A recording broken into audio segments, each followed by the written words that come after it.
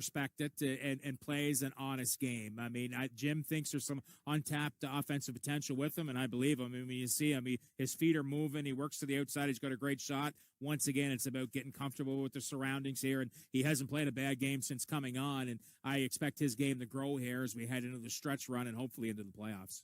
Now, as well, of course, for the Charlottetown Islanders, a young player, a 16-year-old player that could benefit with more offensive skill on this roster in the second half of the season is Sam Oliver. He's a kid that had 4 goals early, scored on the weekend as well in Cape Breton. Has a great shot. He's got 5 in the campaign.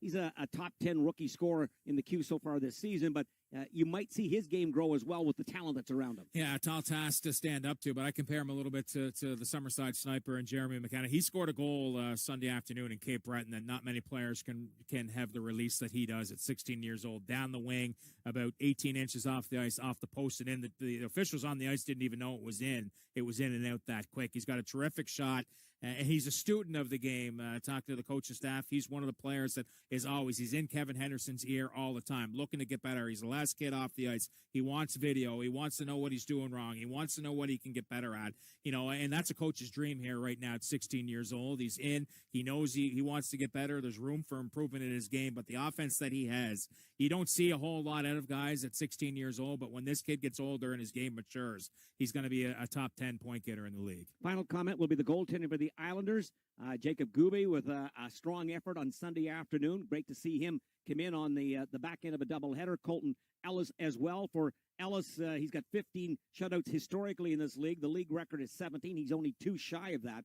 But he's pitched shutouts against Halifax the last 2 games, 6-0 and 3-0. He, again, continues to stay focused and on top of his game. But talk about him and as well, Gooby. Well, you're right.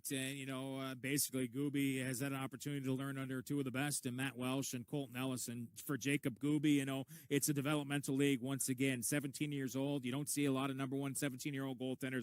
Next year is going to be the year for Jacob Gooby, and it was a big start for him in Cape Breton off a road trip. You drive up there after Saturday's win, and it could be very easy to have a letdown against the Cape Breton Eagles team who's waiting and rested for you. The Islanders took 9 penalties in that hockey game. The only 2 goals the Eagles scored were on the power play, including one after Gooby took a roughing penalty with less than a minute to go. They scored in a power play to close out the hockey game, but 29 of 31. And even the last start that Gooby had here against Halifax, a game in which the Islanders lost 5-3, Jim Holton was happy with Gooby's effort and the game that he had. He wasn't as pleased with the team in front of him. Colton Ellis, his record stands for itself. That shutout bid should be his potentially here by the end of the year. He's a professional. He's playing for a professional contract. He's got his eyes set at the next level, and you can see it when he plays each and every night. Fans in attendance here tonight, glad to have you back. Enjoy the game.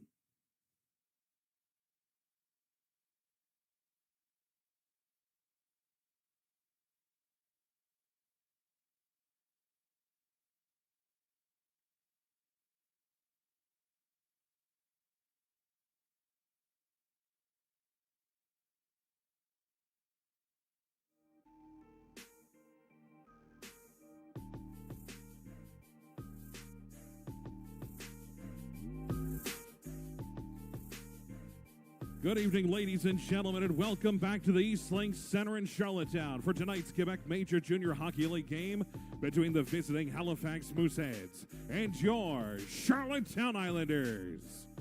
For your information, the ISLES Center is a smoke-free property. The use of any tobacco and cannabis products is strictly prohibited. If during a game an alarm is sounded, please remain in your seats until a formal announcement is made. The use of flash photography during the game is strictly prohibited. Also, the use of foul or objectionable language will not be tolerated. Parking is in designated areas only, using the main parking lot adjacent to the ISLES Center or on Park Street. Parking in the front of the building is designated for disability parking, while parking on the west side is reserved for VIP parking only. The Charlottetown Islanders and the ISLES Center would also like to remind fans that flying pucks and equipment are part of the game of hockey, and fans, you're asked to be on your guard at all times. The Charlottetown Islanders and the ISLES Center will not be responsible for injuries received from flying pucks or equipment. For everyone's enjoyment and safety, you are asked to please remain in your seats unless using the washroom. And a reminder, if using the washroom, a maximum of 3 people may be in the washroom at any one time. And now, you can please consult your program for tonight's lineup changes and scratches. First, for the visiting Halifax Mooseheads, scratch number 12, Will Robitaille. Scratch number 15, Alex Tessier. Scratch number 17, Cameron Wynot. Scratch number 20, Justin Barron. Scratch number 26, Alex David. Scratch number 33, Brady James. Scratch number 51, Keegan Hunt. And scratch number 82, Senna Peters. Please add number 67, Alex Carr. And number 30, Adam Katz. For your Charlottetown Islanders, please scratch number 4, Ryan Maynard. And please scratch number 27, Brendan McCarthy. Ladies and gentlemen, here is the starting lineup for the visiting Halifax Mooseheads. On defense, number 2, Brendan Tomlinson. At defense, number 79, Jason Horvath. At forward, number 78, Liam Payton. At forward, number 88, Bobby Orr. And forward, number 91, Elliot Desnoyers. And starting a goal for the visiting Halifax Mooseheads, number 1, Alexi Gravel. The goal judges for tonight's game, Rob Harding and Dana Steves. The referees, Jonathan Langell and Tyler Pudafont. The linesmen, Tanner Duran and Sean Hagan.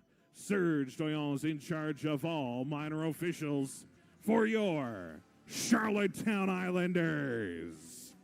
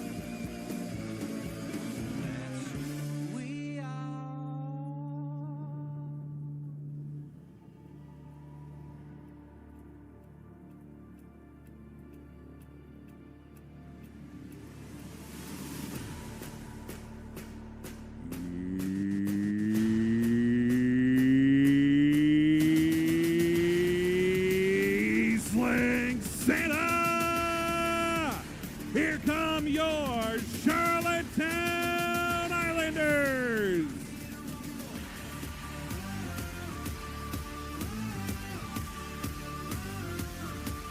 I'm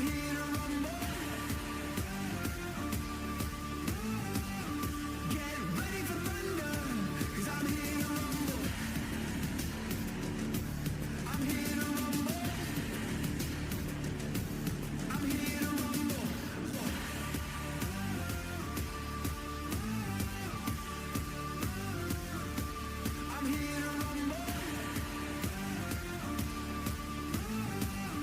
Get ready for thunder, 'cause I'm here to rumble. I'm here to rumble. I'm here to rumble. Hockey fans, here's the starting lineup for your Charlottetown Islanders. On defense, number 5, Braden Virtue. At defense, number 29, Sean Stewart. At forward, number 12, Kieran Gallant. At forward, number 15, Ben Boyd. At forward, number 17, Sam Oliver. And starting a goal for your Charlottetown Islanders, number 92, Colton Ellis.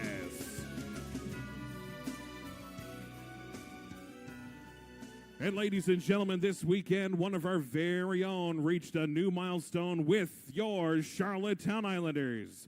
Jim Holton recorded his 200th career victory as head coach of the Charlottetown Islanders, the only head coach in the history of PEI Major Junior Hockey to reach this milestone.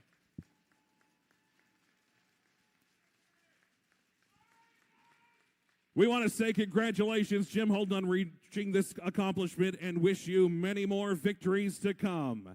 Ladies and gentlemen, at this time, I'd ask you to please rise, if you're able, for the singing of our national anthem. The anthem tonight will be performed by Ava and Lily Rashid.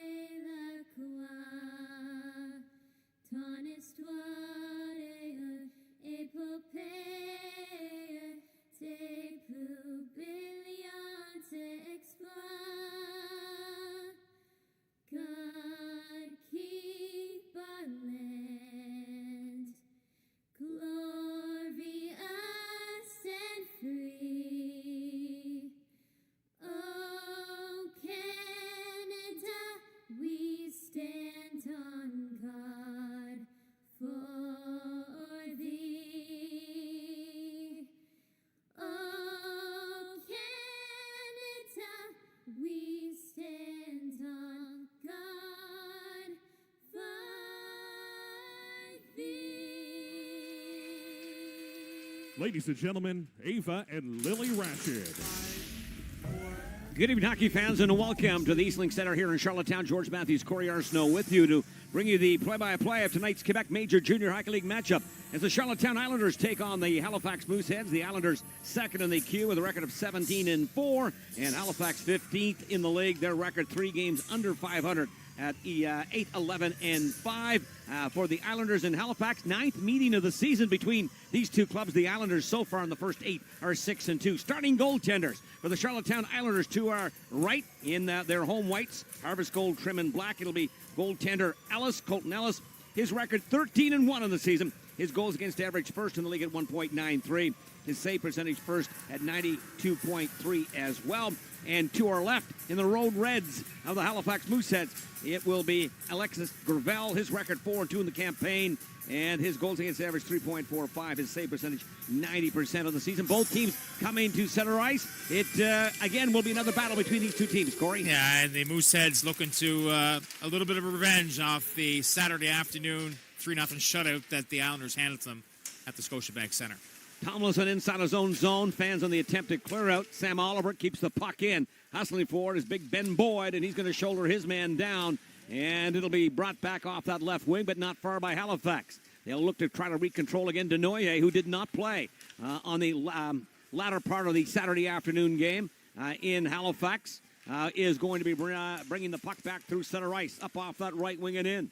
Trying to drive in again for Halifax, wide off the far side is Liam Payton into the corner, glove side of goaltender Ellis, brought back to the right point. Davis tries to get the shot through. Denoyer off in front, try to angle it.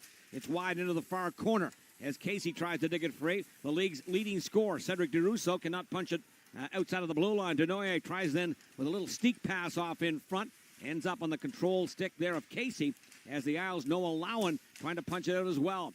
In back of the Islanders' goal line. Again, jabbing it around is Casey, along with Cedric DeRusso. He'll relay it between the blue lines at center ice. First minute and 15 gone in tonight's matchup. Through center ice, Halifax will overwork the puck, reversing quickly the other way. Stepping in is going to be Bailey Peach. He looks for Patrick Gay. Gay coming off a 2-goal game in Cape Breton on Sunday afternoon. 5 points in 5 games for Gay. He's 2-3. He's had a nice start here in Charlottetown. Robinson on the clear out by Charlottetown. His side of center ice, back to Tomlinson now. He'll park it in. Again, right wing corner feed by Halifax. Trying to wire around is Colton Ellis. There's Patrick LeBlanc. LeBlanc now turns, continues to try to take possession of it. Rolls it back to Trudeau, deep inside the Islanders zone. Off the trapezoid, Islanders setting up shop. Stretch pass for Patrick LeBlanc. Having a nice sophomore season here for Charlottetown for Peach at a give and go. Back checking on it. Trying to get it out. Bieksa. As now we've got cleared down into the Islanders zone where Trombley again resets for Charlottetown. To Stewart. He in turn now. Quick up. Off the clearing by Elliott. Bounces off right to the goaltender. And it'll be held on there by Alexis Gravel. When you take a look at Patrick LeBlanc, we talk about a lot of people on this roster, but for LeBlanc on the season, one thing that really jumps out as far as LeBlanc's sophomore season is concerned, his plus 18 is 4th in the league. Yeah, and second on the team behind William Trudeau and Cedric DeRousseau. And you're right. I mean, it's little plays like that along the half wall. Takes it off his skate, kicks it off the tape, gets it out of harm's way. He's a smart player. He always has been. His confidence is starting to grow, and he's been nice here so far this year. Carr is going to be shouldered hard on the defending side of the play by Zach Beauregard, who redresses here tonight in Charlottetown in front of what is approximately 1,000 people, whatever they're allowed in the building. Great to have a crowd here. And again, I think the league standards here on PEI, they allowed the league to allow 1,000 people into the building. They're excited to be back. There's already been a little bit of rabble-rousing by the fans watching their Charlottetown Islanders team in this roster. For some, they're getting their first look at some of the players. Yeah, first look at some of the players, and a nice round of applause. Jim Holton, 200 victories in the Quebec Major Junior Hockey League this past weekend on the road. 200 victories in the OHL, 200-plus victories, I should say, in the OHL, and now 200 victories here in the Q. A lot of fans out there in the hockey world of Jim Holton. Oh, 100%. as Charlottetown inside the offensive zone. It's in back, trying to play it around again as Carr. Back for Horvath. Justin Barron, suspended for Halifax, not dressed tonight. Look-see feed off the right wing. Boston tries to enter in.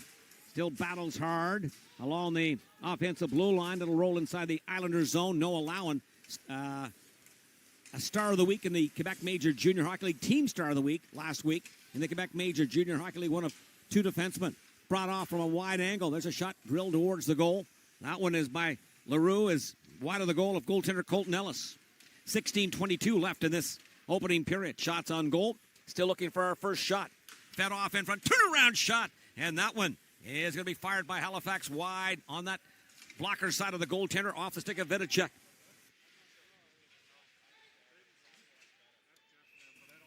Sent all the way back down again and back to Jim Holton. But, I mean, there are some legendary coaches and GMs throughout the Western League and the Ontario Hockey League. But Jim Holton's made a name for himself in the Ontario Hockey League. I do believe he was a head coach for 3 to 4 major junior teams in Ontario, but he's really made a home for himself here in Charlottetown. Yeah, it certainly has. And I remember when Jim Holton's name was announced as a head coach. I never heard of him. I'm not going to lie, although he did coach in Belleville, and that's where my alma mater comes from, Loyalist College in Belleville, Ontario. But Jim, certainly well known around the hockey circles, well known in Ontario, comes from a terrific family, and he and his family, Christina and his 2 boys, Lucas and Jimmy Jr., have certainly submersed right here into the island way of life, and he's an Islander now. That he is, and he enjoys it here. And of course, when you look at the resume of Jim Holton, he's gotten to the top. He's been an assistant coach in the National Hockey League with the Florida Panthers, so he's had success, and he got rewarded by getting an opportunity to coach in the NHL. Trying to drive down again. It's loose off on that blocker side, right into the blue, and the puck is going to drain wide. As Tomlinson will try to keep it in. Down low, spinning on it is Trudeau. In back of the net, trying to move it along. Braden Virtue. It's wound the other way, and off that mid-wall left side, sweeping at it is going to be Casey. And he'll play it outside of the Islanders' blue line. Recontrolling is Orr. Back for Horvath, who backpedals in. Little saucer pass, trying to get it out. Read and react by Casey, keeps the puck in. Another play by Casey, trying to feed it off in front for DeRusso. The league's 1-2 as far as scoring, both in points and goals are concerned. DeRusso is number 1 in goals and as well in points. Casey follows. And the Moose, not a good start here. I mean, 5 minutes in on the road, and they've really held the play in the offensive zone. Trying to steal again, now feeding it off in front is going to be Swan, and doesn't get much accomplished with that. There's Patrick LeBlanc. Back checking is Jones. Ending up with it. Again, there's going to be Bieksa wide off the right side of Swan with 14:46 left. And we'll have the offside call against the Halifax Mooseheads as they meet. They're going to meet, in fact, there'll be 3 straight meetings last Saturday, tonight, and Friday night back here at the ISLES Center in Charlottetown. Take a look at the scratches here this evening for the Islanders. Scratch number 4, Ryan Maynard, and number 27. That's Brendan McCarthy. For the Moose, we'll get to them. They got a slew of them. They got 7 bodies out of the lineup here tonight. Ton. Davis in the clear. Main one being number 20, Justin Barron. Yeah, this is pretty well their roster, other than Barron, I do believe. As in back of the net, Plendowski trying to play it around. Cameron, why not? Another big loss for them tonight, too. That's right. Those are 2 big and then Santa Peters, who got hurt in his first game back here. First game of the season, he took, I think, an upper body injury here in Charlottetown. So, I mean, he's a legit first liner here for Halifax. So 2 key pieces on the back end. For sure, yep. Trying to feed it off in front is Gay. In total, all 3 significant. Now in front, there's a shot by Elliott. Back to the right point. Loading, releasing. That one is blocked down off in front. High to the left wing circle. Isles. DeMay tries to get it out. And we've got the stoppage in play with 13:54 left in this opening period. No scoring. Shots on goal. 2-1 Moose over the Isles. Back in a moment. You're watching, listening to Farrell Ford, Charlottetown Islanders hockey.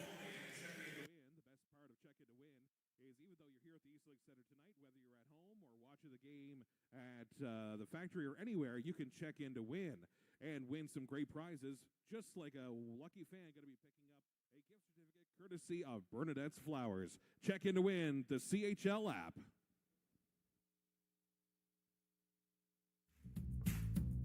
Only Eastlink has TV channel exchange. Say bye to channels you don't watch and hi to ones you want. That's the Eastlink Edge. Introducing the new Eastlink TV experience. Now with TiVo, get voice command, Watch Jesse. personalized recos, and all the content you love in one place. Spend less time searching and more time watching. That's the Eastlink Edge. Back at the Eastlink Center here in Charlottetown, George Matthews, Corey Arsenault with you. No scoring. Talking about Jim Holton, 200 wins as a coach in the Quebec Major Junior Hockey League and as well the Ontario Hockey League with several franchises. But I know Islanders fans, they love Jim Holton. They would like him to become the Brian Kilray of what we saw with the Ottawa 67s, where you're there for a decade or more. Yeah, I mean, he's going to listen. If he wants to go to the next level, that's probably the only way he's going to be leaving here, I would think. I mean, the fit has been great. The connections in Ontario with the Ontario free agent, and now all of a sudden he has a history of producing NHLers, and kids, this is a destination to come to here now, whereas I've been here since year one. It certainly was the opposite of that at one point in time. Not to dump on anybody or any situation, but the word around was this was not the place to play from where I was listening from at another level at the time, but you lived it. But that's certainly the change of course now. People want their, parents want their kids playing here. Parents want their kids playing here. Agents wants their kids here as well. So, I mean, but you need a winning program for that to develop. It had nothing to do with the people surrounding it. You got to win, and you got to produce character players. And Jason Horvath, a heavy body check there from Drew Elliott, and he's been checking his chicklets ever since. Islanders have been physical here early. Now the Islanders, as it rolls right to Gravel, the Islanders have in the past had their opportunity to acquire players here that whose character might have been a little bit questionable at the time. And Jim, he doesn't want that type of player in and around his dressing room. It's all about character. It's all about a building process. It's all about competing. He's got a certain style of player that he wants, and you got to be able to have character, and you got to be able to compete, or you're not going to be in his dressing room. Well, they're kids at the same time, right? So it's easy to go the wrong way, and that's certainly not what you want. And you hit the nail on the head. That's right? I mean, they want character kids, and he doesn't want the wrong leaders in the dressing room. And that's what parents want too. Yeah. Now the Islanders, they haven't won a championship since you've been behind the mic for the Islanders, but over these last, as we said here the other night, the last 5 or 6 years, this franchise has been as competitive as any in the league. When you look at their consistency year in and year out, they're in that top 6 or 7 and competing every year. Here's Virtue back in again. Little bit of a pit stop there, leaves the puck behind, back down the right wing. Denoye puts the brakes on, lays it right into the slot as Liam Payton tries to drift it down low, looping with it again. It's going to be Orr, doesn't come up with it, still tries to hustle for it. Charlottetown tries to chop it along the sidewall, still inside their own zone, as they're going to gum it up there. Again, it's off the left wing glass to center ice. We do have a crowd here tonight, approximately 1,000 in attendance to watch this matchup. They're getting their first look at some of the Islanders players as the puck is played in back. Trying to, hard check there as it is going to be Biesca. He leaned down low and takes a bit of a upper body check on that particular play. Doesn't look any worse the wear, but you got Bailey Peach, you got Patrick Gay, as well, Virtue and Stewart, 4 newcomers that they hadn't or would not have seen. And the Islanders, they're playing well. They're currently 2-0 in this streak, 17-4 in the campaign, and second overall in the queue. Puck drop to the blocker's side of Colton Ellis. Ellis leads the league in a lot of categories. Shutouts, goals against, save percentage, tied for first in wins with 13.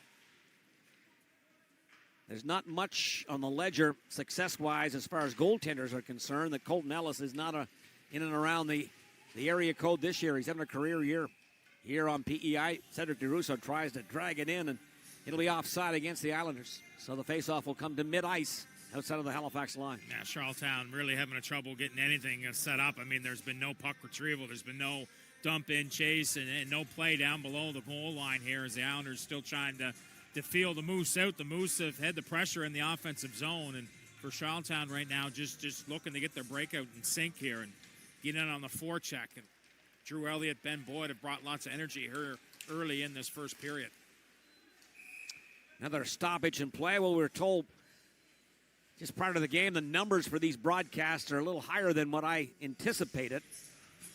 And but one loyal listener, of course, the legendary Wilfred Banks, again, the director of travel for the Islanders, is watching in North Milton. He's moved to the suburbs here now. So glad to have him on board, along with a significant number of other viewers, no matter where you're tuned in. Thanks for taking the time. Kick save off the right pad by Denoye. Isles down a skater here. And we've got the stoppage in play again. So Halifax on the power play. The one downside to, there's a lot of great storylines in Halifax. The youth of the roster, the Vidiceks, the Swans, Orrs, Dumais, all top 4 scorers and rookie scoring. But they're specialty teams. Power play, 17th in the league. Their PK is 16. Which is somewhat surprising because they're second in the league in goals with 83. But yet, on the power play, they only have 14 of them. Yeah. 14 of 83 goals. I'm not sure what they have. I should check the shorthanded stats, but regardless, you score that many goals, you'd think on the other side, the Islanders have 95 goals. 24 of them have come on the power play. They've given up 4 shorties as well on the power play, which is near the top of the league. Power play has been ineffective. Let's see if they get something done here. In front, there's a shot wired wide. That looked good. Yep, it certainly did. Had Zach Jones parked right in the office off in front. He couldn't fire it towards the net. He misses off target with it, so it's sent all the way back down again. 1:15 left on the power play. And, with the young team, those numbers are going to struggle, but give them credit. I mean, 5-on-5, they've been terrific. But as you indicated, like scoring-wise, here comes Bailey Peach shorthanded. The goals for their top 8 in the league. They can certainly put the puck in the net. As Trudeau is going to resurface with it. There's Virtue. He's going to lodge it all the way back down deep to our left.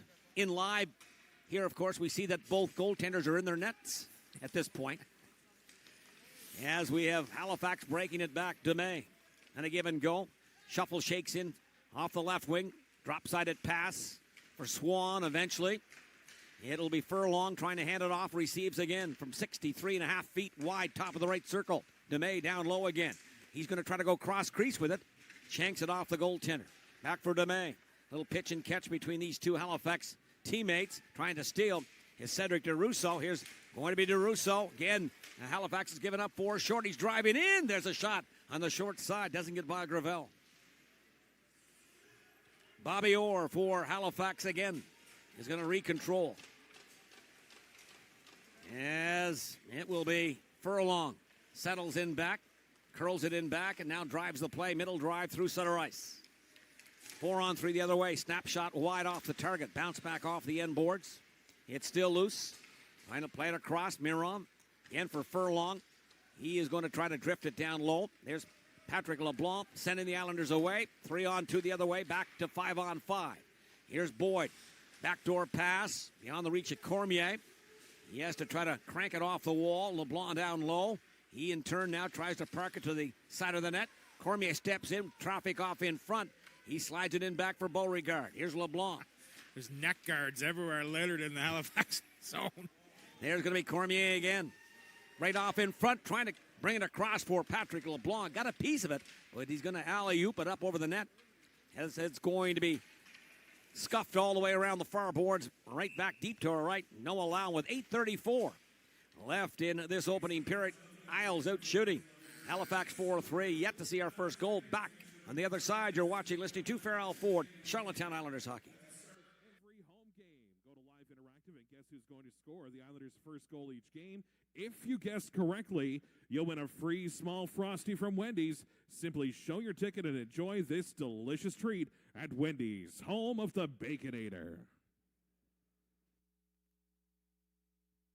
Eastlink Community TV brings you closer to what's happening in your community with content you won't see anywhere else. More coverage of local sports, more community events that bring people together, more of the cultures that make our communities so rich. Stories about real life in our communities. Available exclusively to Eastlink TV customers. Local TV produced by community volunteers, designed to inform, entertain, and inspire. That's the Eastlink Edge.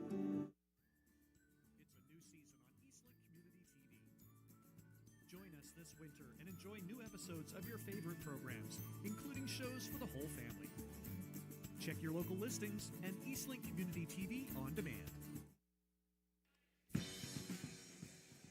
Welcome back to the Eastlink Center in Charlottetown. George Matthews along with Corey Yarstow to bring you the play-by-play of the matchup tonight, 9th of the season between these two teams. Isles again winning 6 of the first 8. A lot of games have been competitive. Halifax, a young roster. They've got 4 skaters that are the top 4 rookies in the queue, scoring-wise. Vidicek and Swan, Orr, and Dumais at the top of the leaderboard. Their future looks bright. Miron tries then to do a little bumper-rumper along the wall to control. The puck is back on the stick of Casey. Tap pass for Budgel. And up over the stick of Oscar Plendowski, who backpedals to his side of center ice.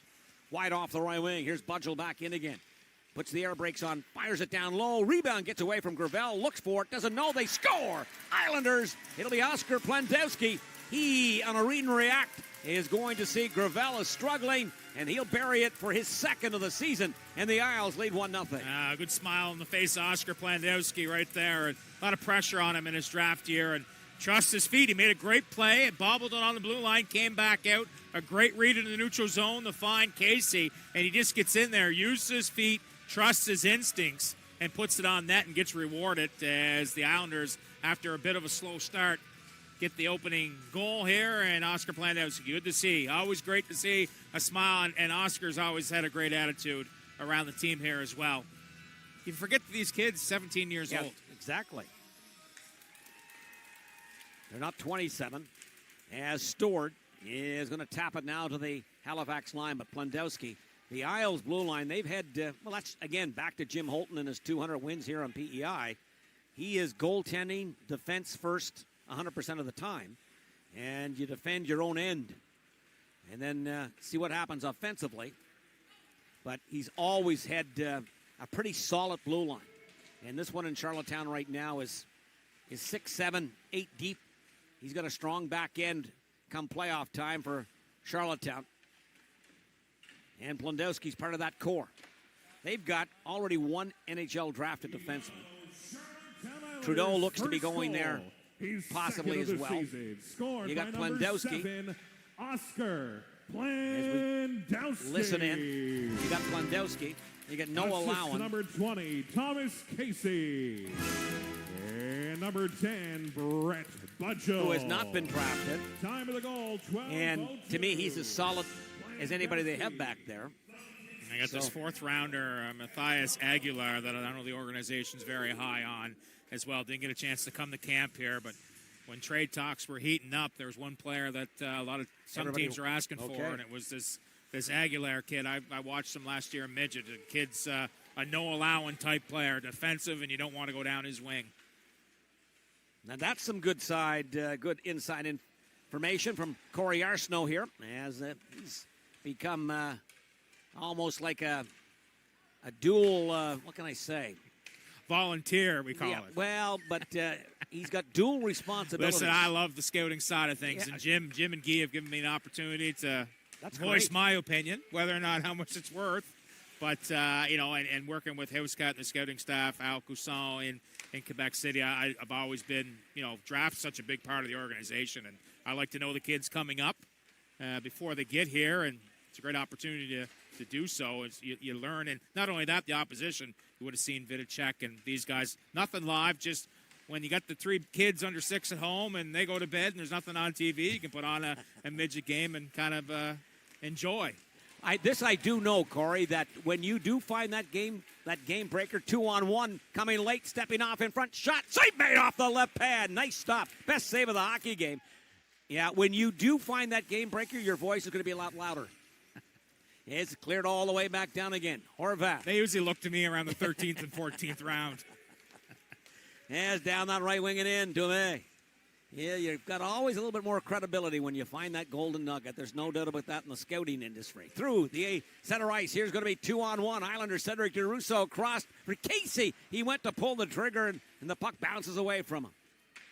But it's another shot towards the goal. Another shot That one is off the stick of Cedric DeRusso. I tell you one thing it does do. It adds a lot more inside information as far as the broadcast. Casey comes across, nits open, and they score with a cross creaser. And this one going from Casey to Cedric DeRusso.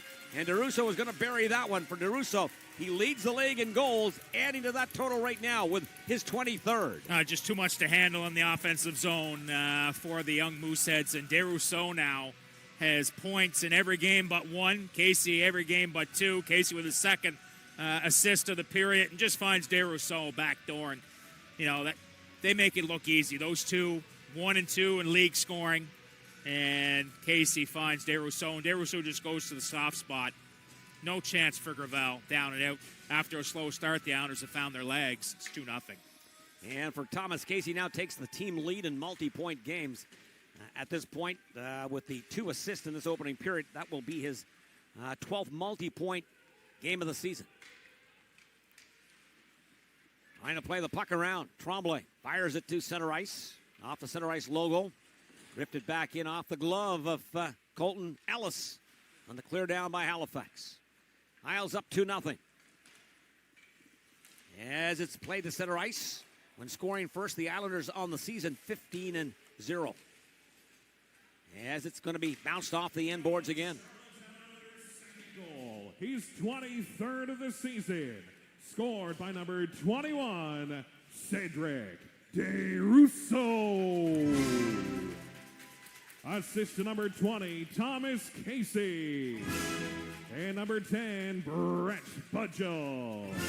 Time of the goal, 14:52. Budgell with his 6th multi-point game as well with the 2 assists. But you never know, Corey, that the game is never over till it's over. For sure, we'll step out. I do believe, yes, with the Islanders leading by the score of 2-0. Under 5 minutes left in this opening period. Back in just a moment. You're watching, listening to Farrell Ford, Charlottetown Islanders hockey.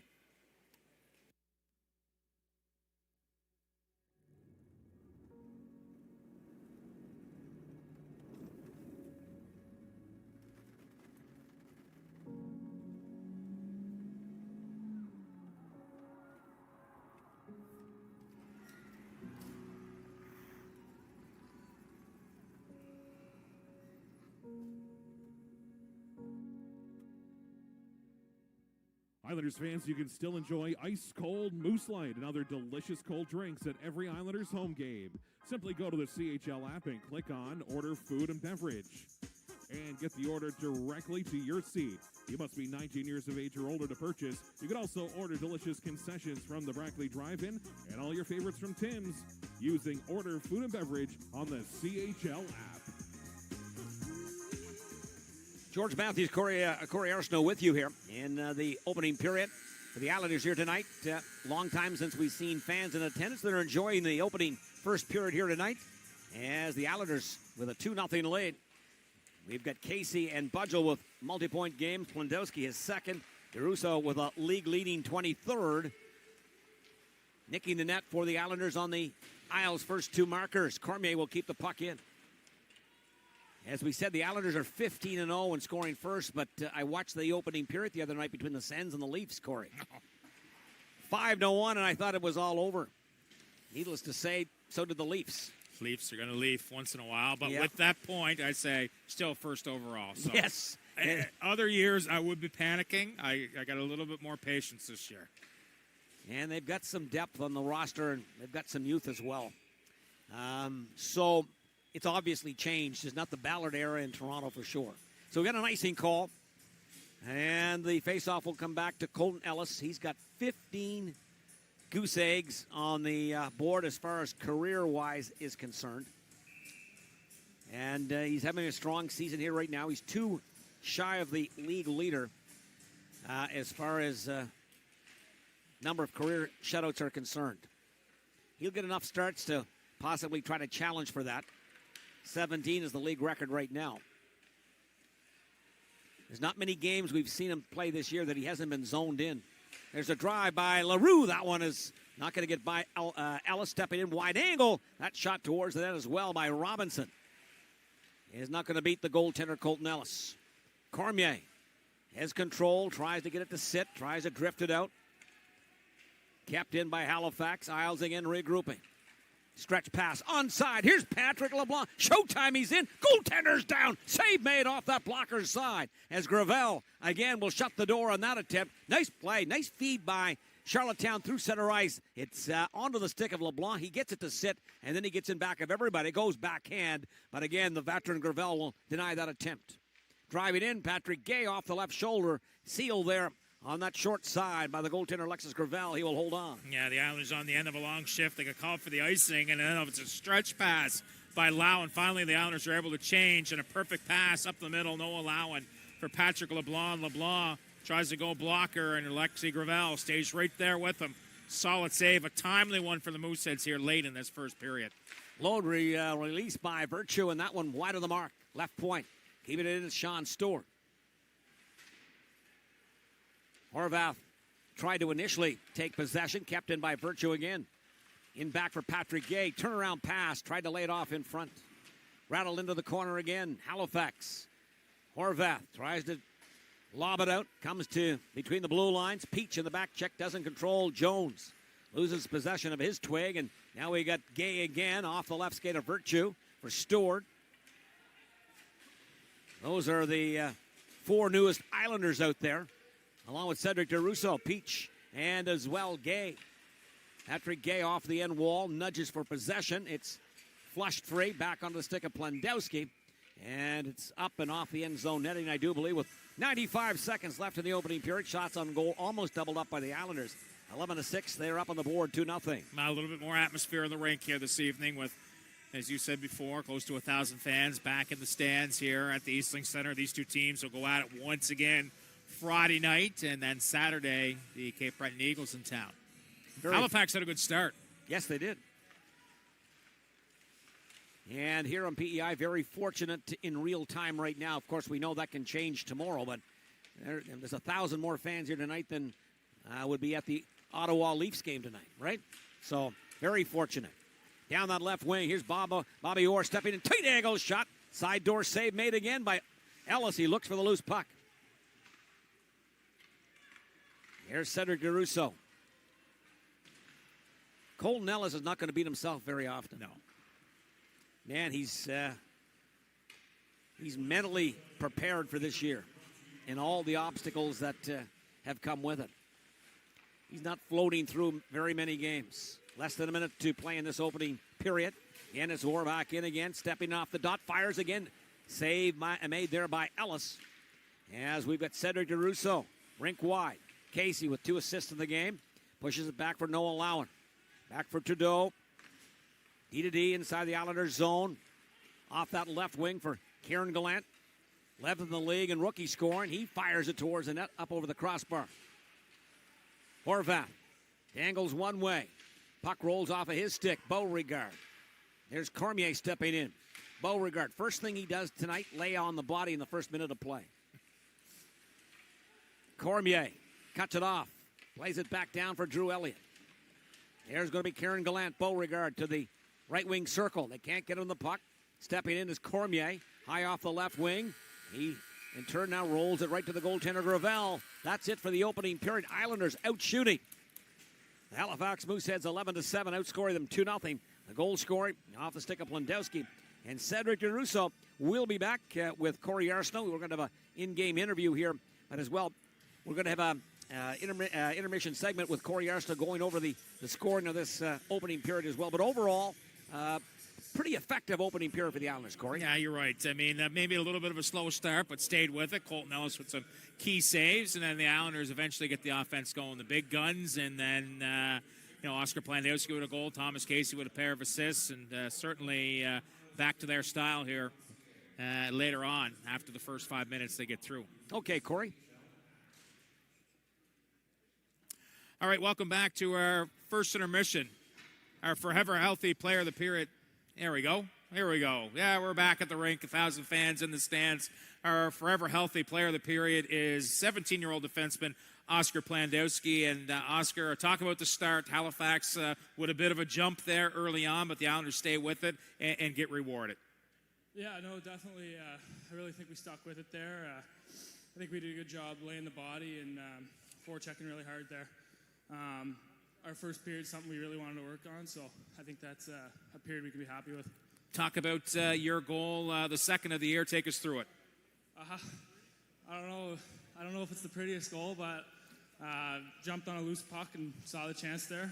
I think we had a pretty good shift in the offensive zone, generated some offense there. So to see one go in there, it definitely felt pretty good. Yeah, the smile on your face showed it all. What's it been like playing on this back end for yourself? Only 17 years old, second year in the league, being surrounded by the veterans, obviously playing with William Trudeau, but then having some support behind you and Sean Stewart and Braden Virtue. And Felix Tremblay's game's improved big time here since the restart as well.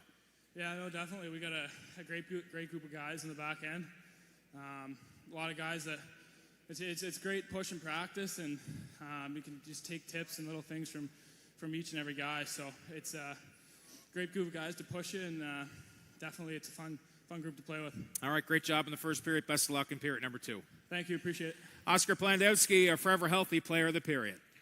The Charlottetown Islanders Player of the Period is proudly presented by Forever Healthy, located at 19 McAleer Drive in Charlottetown.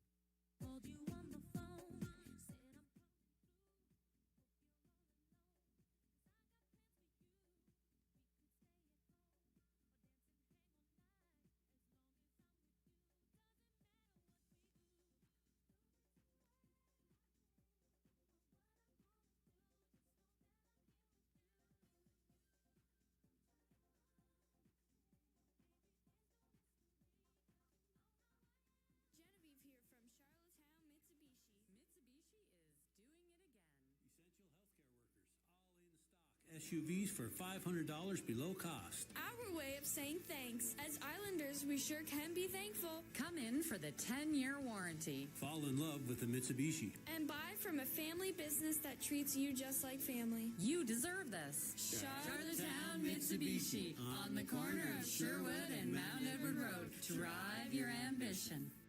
Genevieve here from Charlottetown Mitsubishi. Mitsubishi is doing it again. Essential healthcare workers, all in stock. SUVs for $500 below cost. Our way of saying thanks. As Islanders, we sure can be thankful. Come in for the 10-year warranty. Fall in love with the Mitsubishi. And buy from a family business that treats you just like family. You deserve this. Charlottetown Mitsubishi, on the corner of Sherwood and Mount Edward Road. Drive your ambition.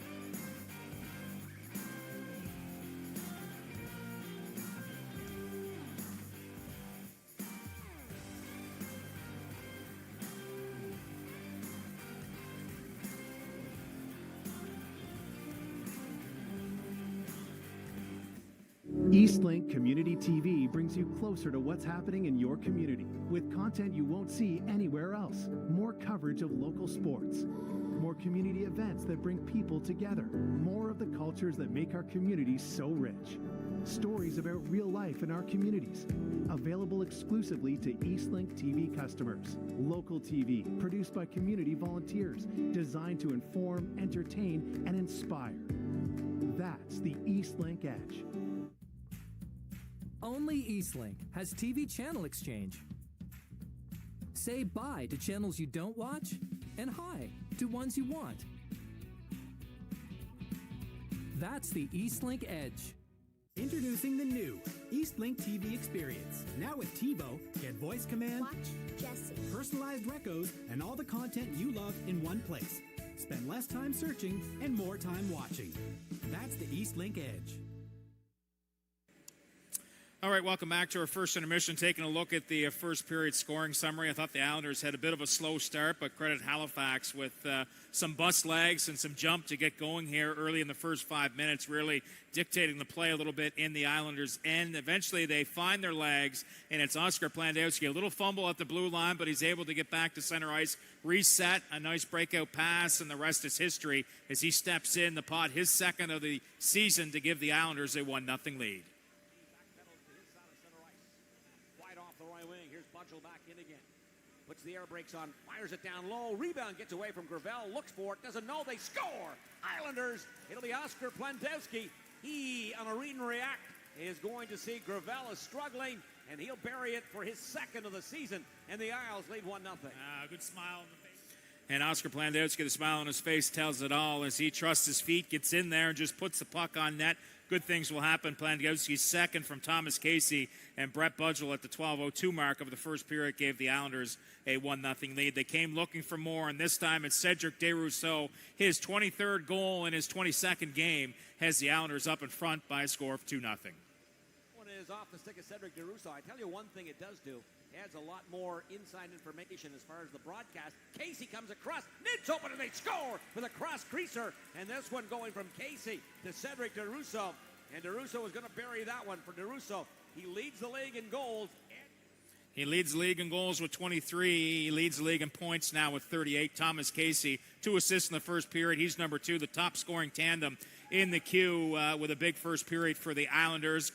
Speaking of big first period, how about Colton Ellis? Outstanding with a couple of big saves in that opening frame to keep the donut on the board. Corey, that when you do find that game breaker 2-on-1 coming late, stepping off in front, shot, save made off the left pad. Nice stop. Best save of the hockey game. Yeah, when you do find that game. And Colton Ellis just does what Colton Ellis does, playing for a pro contract and so square to the puck, right out high, nothing really to shoot at right there. Big pad save to keep the Mooseheads at bay. Overall, shots on goal, 11-7, favoring the Islanders. The Mooseheads go 0-for-1 on the power play. We'll be back with period number 2. You're listening to Islanders Hockey Live on IslesRadio.com.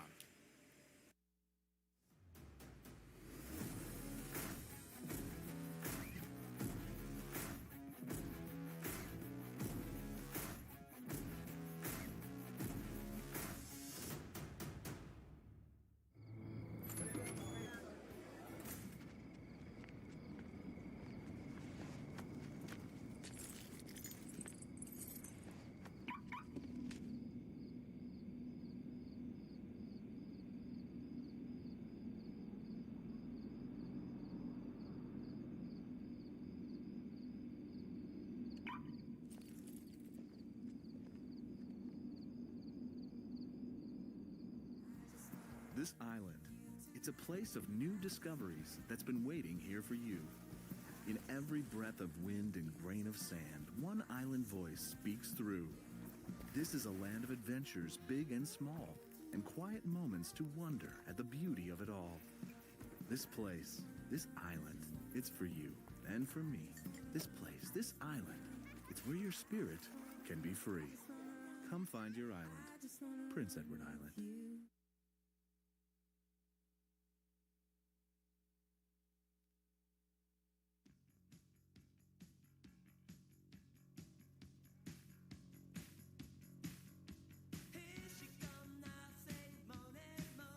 We'll get you to fire up the CHL app. We'll be playing Isles IQ Trivia, brought to you by the Charlottetown Mall, coming up in 2 minutes.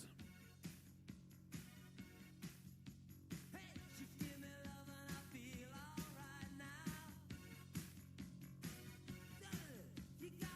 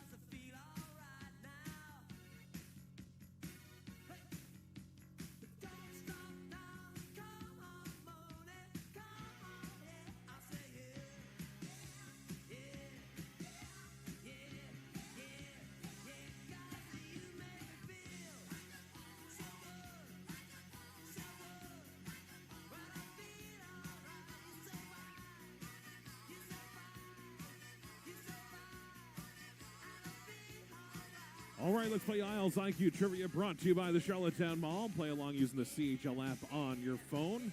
And make sure to check in to win in each and every Islanders home game for your chance to win some great prizes.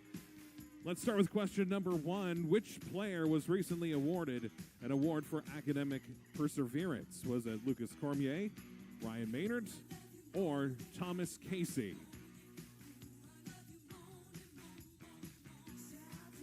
Number 2, Ryan Maynard was the correct answer. What was the average attendance at the East Link Center during the 2019-2020 season? Was it 2,700, 1,950, or 2,300? Correct answer is 2,700. And last question, which Canadian NHL team currently has the best odds to win the Stanley Cup? Is it the Montreal Canadiens, Toronto Maple Leafs, or the Calgary Flames?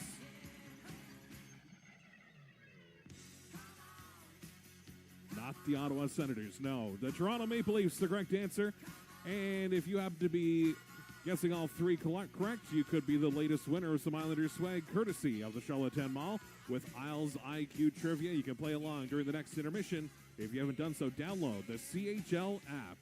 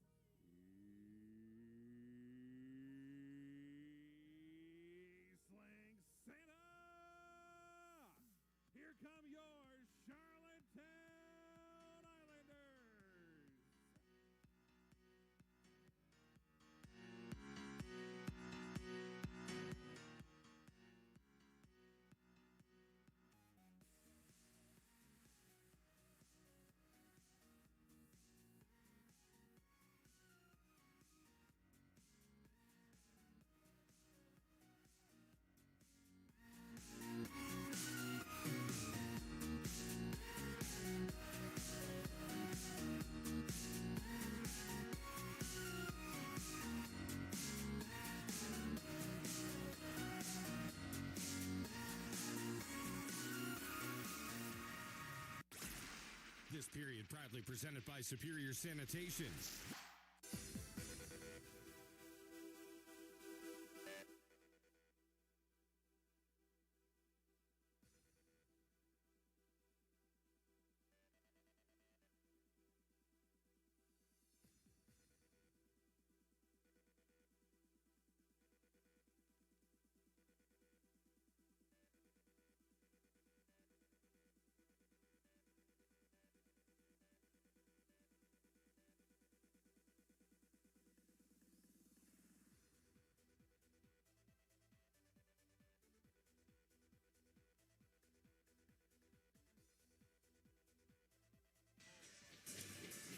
Welcome back to the Eastlink Center here in Charlottetown. George Matthews, Corey Arsenault with you to bring you the play-by-play of the Quebec Major Junior Hockey League matchup between the Islanders and the Halifax Mooseheads. Islanders out-shooting Halifax 11-7 in the opening period, outscoring them 2-0.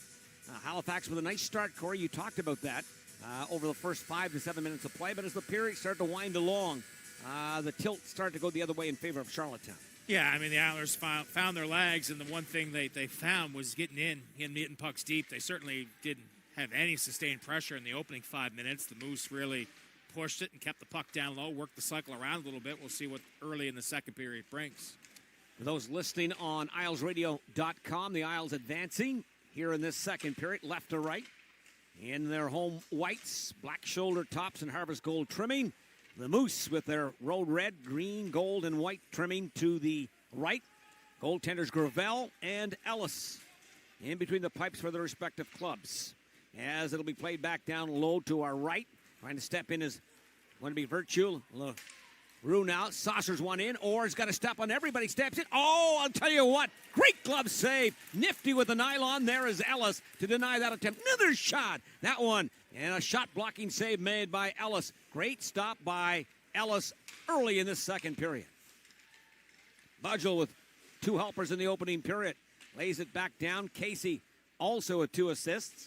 He's going to be jammed away from the puck. In back is Furlong. Lays it right off in front. And striding back, it will be Bieksa. Bieksa then now tries to drive in off that left wing. Into the corner. Takes a look off of both shoulders. Bieksa again is going to maintain possession. Zach Jones in off the back wall. Beaten in the play by a nice move by Cormier trying to get the puck out. Kept in high off that left wing again by Halifax. Bounces off right off in front. Paddle glued. And again, another second attempt by Halifax. A little crease crowding eventually.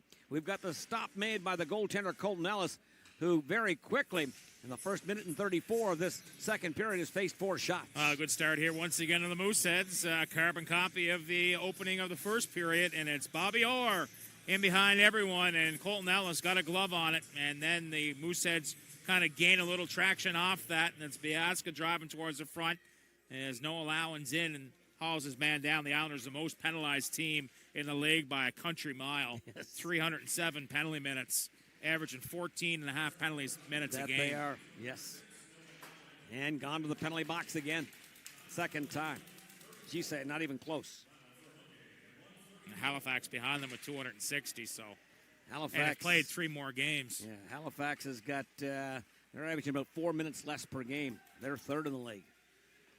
Sent all the way back down. Horvath now winds it back up for the Moose. Down by 2. Up Broadway he comes. 3 wide through center ice. Jones tries to chip and charge it down the right wing boards. Sweeps it back as we have Denoyer back for Biesca off in front. Jones doesn't get to it. Reaching for it is Trudeau, and he's going to knife it all the way back down the left wing boards as Patrick LeBlanc hustles for. Stutter stepping in back. And again, retooling. Denoyer for Halifax through center ice.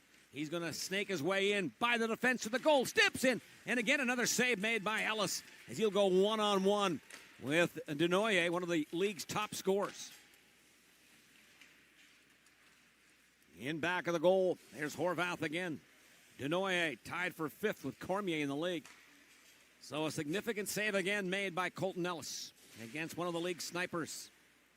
Furlong will keep it in. Here's Orr.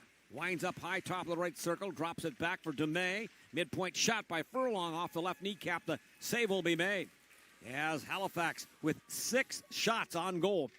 6-0 Halifax shots on goal, opening up the first 3 minutes of this second period. Good jump, and as Denoyer to the outside Trudeau at the end of a shift, and Daniel drags, tries to go 5-hole, and Colton Ellis seals that one up in a hurry as the Islanders send the Moose packing for a reset once again. From the face-off, this one is going to be lifted all the way back down to our right. Isles at home this weekend, Friday night. Halifax again back in town Saturday night. We'll have the game call for you in Ocean 100 as the Cape Breton Eagles in town. Furlong protects the puck, trying to come late. Vidicek again now. Here's Furlong, stick handles, backdoors it down low. As Orr is wrapped up, back to the near point. Furlong protects the puck. Again, looking for DeMay from 35 feet down low, sweeping it towards the goal. It's going to be Orr. Shut off the side door there. Again, Ellis with a glove save made off the stick of Vidicek, and a routine save made by the Islanders goaltender, Colton Ellis. He will hold on as the Isles being outshot now 15-11. And 8-zip in this second period. Isles lead 2-0. We spoiled by some great goaltending here in Charlottetown over the last decade plus. Certainly since the rebrand. And Colton Ellis, it just makes it look so. There's nothing to shoot at. That's the problem. Here, the opposition, Halifax, the young kids, they're playing well. They didn't see goalies like this in midget hockey. What's really impressive from what I've seen is his mental compete. He shows up each and every night. Trying to drive back in again. There's Oliver with a shot. Gravel denies, turning it around, trying to bring it out low on that stick side. Isles will not hit the target on that one. Here's Lown. Isles to the manpower advantage momentarily. Knocked down, puck rolled off. Cedric DeRusso trying to get it through, but tagged up, and we've got the Isles to the power play. The Isles with the top power play in the queue. Almost 30%, 29.6, going up against the 16th PK, third worst in the league, 71.1, the Halifax Mooseheads. And Liam Payton off to the box for slashing, and so the Islanders, after killing off 2, will go to 1 here. But back for it to Colton, like his mental focus, like he's always in the game. I mean, we've seen some games this year where halfway through the hockey game, he's only had 4 or 5 shots. And then he comes up with a 10-beller. Cedric DeRusso, down low, angled, and a bit of redirection by Budgel, but it's knocked down off in front with the traffic, and it'll be Cormier, Cedric DeRusso, no allowing. We've got Casey out, Budgel, and the Isles reroute through center ice. Cormier, touch pass, right wing, gets away from Casey.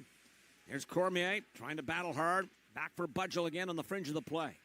There's Lowen, and Brett Budgel, mid-blue line again for Cormier. Lowen tries to squeeze it across the ice. Cedric DeRusso, who's got 1 in the game, a league-leading 23rd, doesn't get to it. Here's Lowen in front. Casey scores on a bank-in. And Casey with a 3-point game. Nice play by Lowen. A seeing eye pass down low. That one right tape to tape, and it's going to be Casey who banks it in. 3-0 Charlottetown. Yeah, terrific pass by Noah Lowen. Looks off Gravel as it's Cedric DeRusso. Quick pass, and then backdoor, and Thomas Casey from in behind the goal line surprises everyone. And for Casey, his 18th of the year and 3 points now, 25 minutes into this hockey game. Is the top line, when they find it, they're tough to handle. That goal coming at 4:49, so the Islanders being outshot 8-1 in this second period, and they've got the period's only goal, which, again, a strength is the Islanders' goaltending. And they've got some offensive finish to their game as well. Nice combination there. As Charlottetown will work it back. Trudeau is going to park the puck in right corner. It's loose in back. Trying to get control is going to be Zach Jones. It's kept in by Landowski. There's Patrick Gay. He tries to fire it down for Peach. And again, trying to punch it out. Isles control. Curling in back along the wall. It's going to be LeBlanc. Thomas Casey. Here's the Isles' third goal. Assist to number 6, Noah Lowen. And number 21, Cedric DeRusso. DeRusso with a multi-point game as well. His 9th of the season. Casey with his 12th multi-point game at now 1-2. Casey, second in the league in goals as we quickly go through the numbers here. DeRusso with his 23rd. He leads the league. Casey is second with his 18th. In a 3-0 Islanders lead here.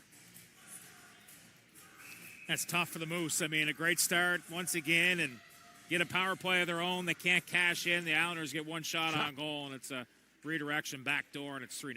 Nice goal by Casey. Gravel with no opportunity. The Moose were out shooting the Islanders 8-0. Isles get a shot on goal and score.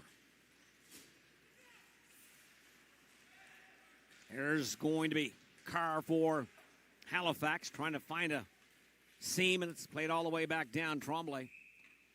And icing will be the call as Sean Stewart's back there as well. We'll step out. Isles have added one. They lead 3-0 with 13:45 left in the second period. Back on the other side. You're watching, listening to Fair Isle Ford, Charlottetown Islanders hockey.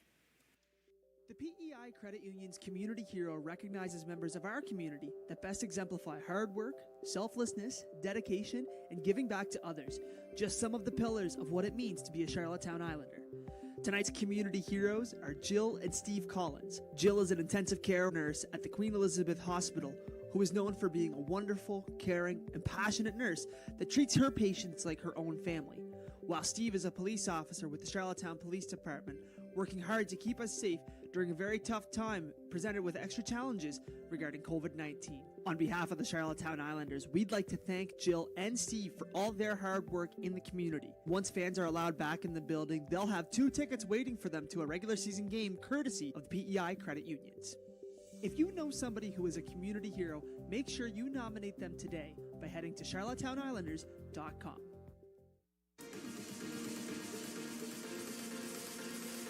Back here in Charlottetown, George Matthews, Corey Arsenault with you. But 1,000 fans here at the Eastlink Center here tonight. And, of course, it's still not the same. Everybody has to wear their masks. It's tough to hear the audio of the fans as they're excited about the in-game play. But they're here, and they're in the seats, and they're enjoying what they see from the Charlottetown Islanders. It's a start. And, I think this is going to be status quo for the rest of the year, I would think. But just having those 1,000 fans in adds so much more atmosphere to the arena. And it makes a difference. Makes a difference in the bank accounts, too. Well, it certainly does. There's Cormier with a shot. That one is deflected wide and off the mark, and it's going to rock and roll right off in front. Gravel is going to hold on, and he'll shut the play down. With a stoppage in the faceoff again, we'll resume in the Halifax zone, who will be back on the island on Friday night for their 10th meeting of the season between these two teams. Cape Breton in on Saturday night, providing weather, of course, is going to allow that to happen. We'll have the game call on Ocean 100 Saturday night right here from the Eastlink Center in Charlottetown. Broadcast partner, valued partner of the Islanders, as DeRusso is going to hammer it in and around. Lowen from the right point struggles, muscles, and will park it back in again. DeRusso, Casey out, Budgel, along with Cormier and Lowen. Wide off the left wing, right off in front, trying to middle drive. There's Denoyer, does not get a piece of that or centering feed. Quickly, reversing, snap, clear down. Cedric DeRusso onside, tries to get the shot, coming light right off in front. Oh man, we saw that about 2 weeks ago with Cormier and Casey. This time it's Casey and Cedric DeRusso on the bounce back off the end boards on the deep clear. In front, another shot, that one off the pillows of the goaltender. Cormier down low. Turnaround pass, there's a shot by DeRusso wide and off the target, but when you've got that speed of a DeRusso and Casey, those types of set plays sometimes are successful. You've seen it cash a couple times. Here's Trudeau in back of the net. Big save by Gravel off Cormier, too. A one-timer in front. He has backpedaling in back. There's Virtue for Peach. Doesn't control cleanly. It's set a play, and we'll have the stoppage with 11:57 left here in this second period. Shots 15-15 and a 3-0 Islanders lead. Goal scores in the game, 2 in the first. Lundowski is second. DeRusso is 23rd. Casey with his 18th off the campaign here in the middle frame. Casey with a goal and 2 helpers. As well, Budgel's got a multi-point game with 2 assists. DeRusso with a goal and an assist. Here's Bailey Peach, turns, leads it back high off the left point. Trombley again now trying to, again, snake his way in as Bailey Peach, second attempt. Wards off a check, works it along the board side left wing. Halifax will end up with it. Furlong dips by one, tucks the puck to the Islanders' line. Quickly, Patrick Gay, ice wide for Patrick LeBlanc. He navigates back in again, looking down low for Peach. Gay in back of everybody that can't get to the puck. Now he's there. Peach with a shot. Gay with a stick on it, but it'll be stopped there by the presence of the goaltender Gravel.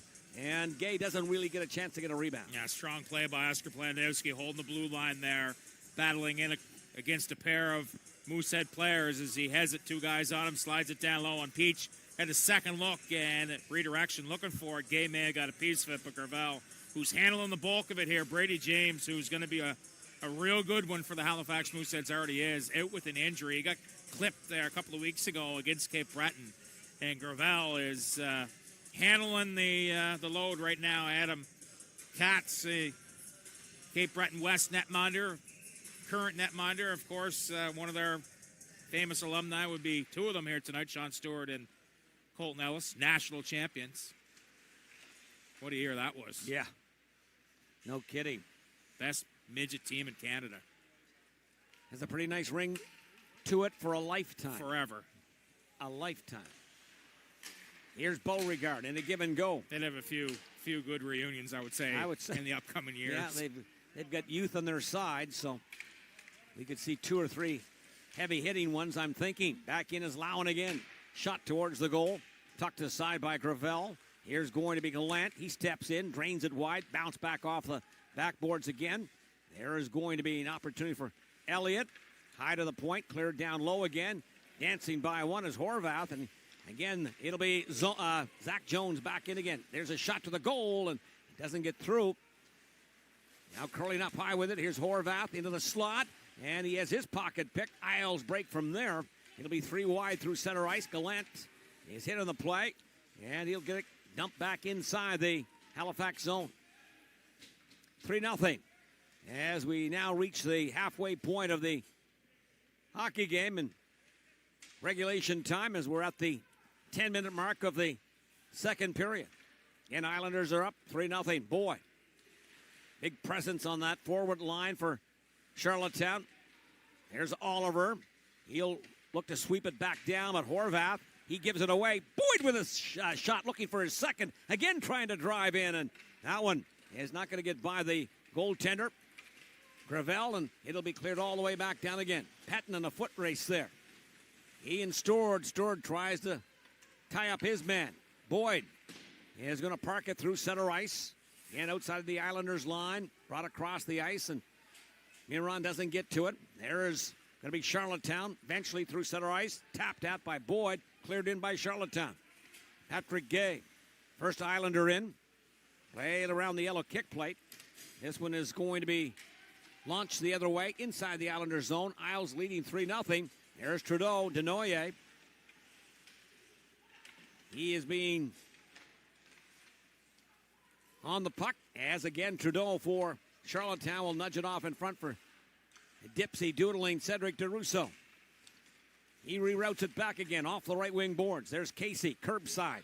Lays it back for Budgel, trying to hit DeRusso off in front. And this one bounced it to the front of the net. Doesn't get by Gravel. There's Plandowski. Back for Trudeau. Top of the right circle for Budgel. Gives it a quick snap. That one is going to be off a shin pad. It eventually is loose in back of the goal. Trying to play it around is Furlong. Isles to the power play again, it looks like. Backdoor pass in front, they score! Cedric DeRusso. And it is going to be a 4-0 lead. Brett Budgel takes the high stick from Alexei Gravel. There was going to be a delayed penalty coming, but it remains looking like a power play, even though it's 5-on-5. Thomas Casey with his feet moving. You see Budgel takes a stick up high. The arm was up. The Islanders keep control down low. No-look pass, and how you doing? Upstairs, underneath the crossbar on the Isles, enjoying a 4-goal lead. That they are. Cedric DeRusso continues to have a career year. That's you nice. got to think that. He's going to get an opportunity. He's going to get some to go to the next level. Yep. They can, both him and Casey can skate. They got American League speed right now. There's Peach back in again. There's a shot knocked down by Gravel. As Vidicek. I'll tell you one thing, if they don't go pro, they're going to have every school in Canada calling them. Yes. I would think, I think they'll have a choice. Whether they want to go the college route or the pro route, they're going to get some offers. Here comes Bailey Peach. Protects the puck. Here's the call on the fourth goal.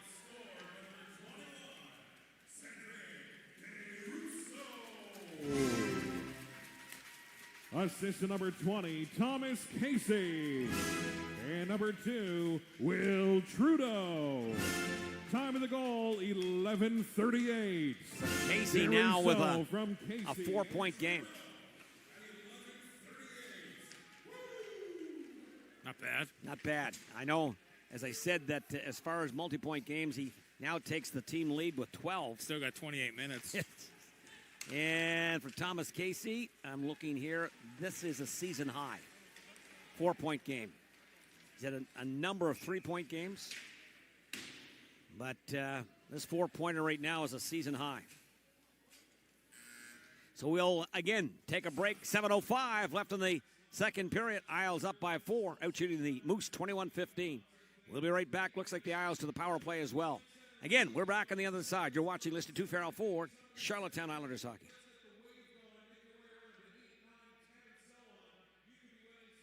Courtesy of Buns and Things Bakery. Let's start it in 3, 2, 1. That's the wrong way. A little more than that. Come on. Section 9, Section 10. All the way around the East Link Center. Here comes down Section 18. Keep it going. Over to Section 1. All right, everybody now. Section 8. Let's do it again.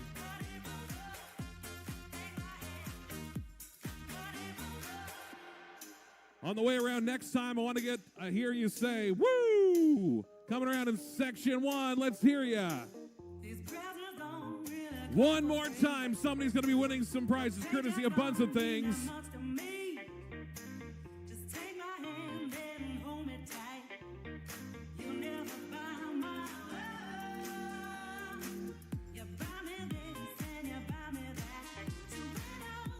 Make sure to drop by Buns and Things. Somebody is going to be picking up a gift certificate. Somebody will be dropping off that to you in Section 8. Back here at the East Link Center in Charlottetown, George Matthews, Corey Arsenault with you. Isles going to the power play. It's better.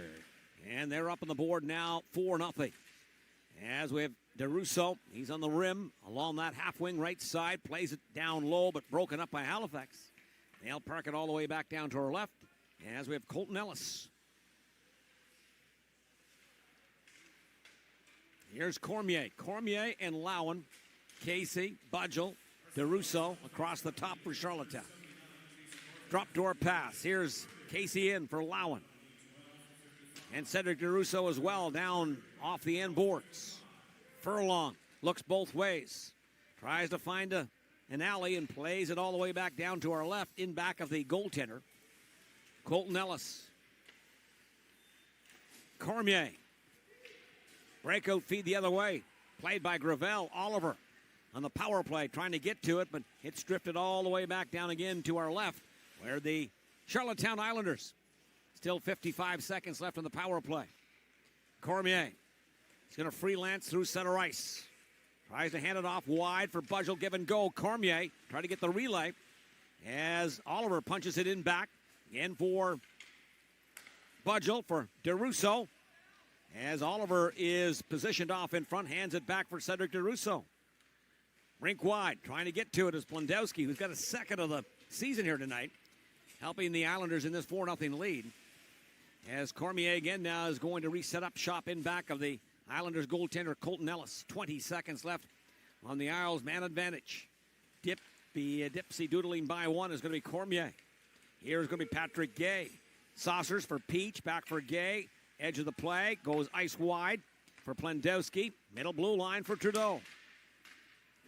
And his attempted pass goes off his stick and into the crowd here tonight, which tonight there is approximately 1,000 people here tonight.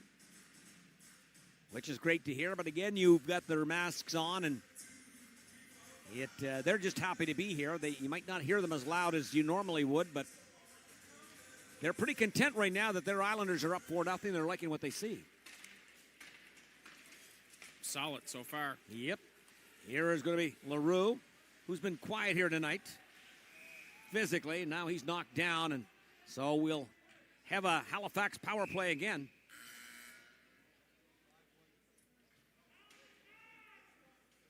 And we'll step out again. Under 6 minutes left here in this second period. Isles are going to find themselves down the skater. Back in just a moment. You're watching, listening to Farrell Forward, Charlottetown Islanders hockey. This, take your guess, and somebody could be winning a gift card from... 4:59 left in this second period. Isles leading 4-0, out shooting Halifax 22-15. But will find themselves down the skater. Virtue gone to the penalty box. Halifax in the power play. Second of the period, third of the game, trying to get on the board here. Here's Horvath. Across the ice for Jones. Trudeau is out along with Beauregard. Gallant, there's a drive. That one is off a leg of Gallant, who toughens it out. Stewart's out there. As Halifax will try to find a lane. Denoyer shakes and bakes his way in off the right wing corner. Down low, in front. There's a redirection. Doesn't miss by all that much as the Eska was there. Here again is Denoyer. Back for LaRue. This one banked off. And again, loose off in back. Coming out low stick side and holding the sidebars. Another save made as it bounces loose off in front. So it's going to be Colton Ellis denying to the short side. Then it comes to the front step. And it'll be a legging save there as well. Jones. He's going to do a little read and react and plays the puck in deep off the right corner. Jones back again now. And we got Beauregard trying to golf it out. Now we've got a shorthanded attempt. Beauregard in with Gallant. Beauregard to the front of the net. Fires, and there's a shot that doesn't get by the goaltender Gravel. And the hard-working Kieran Gallant with a goal-mouth pass on that attempt for Beauregard.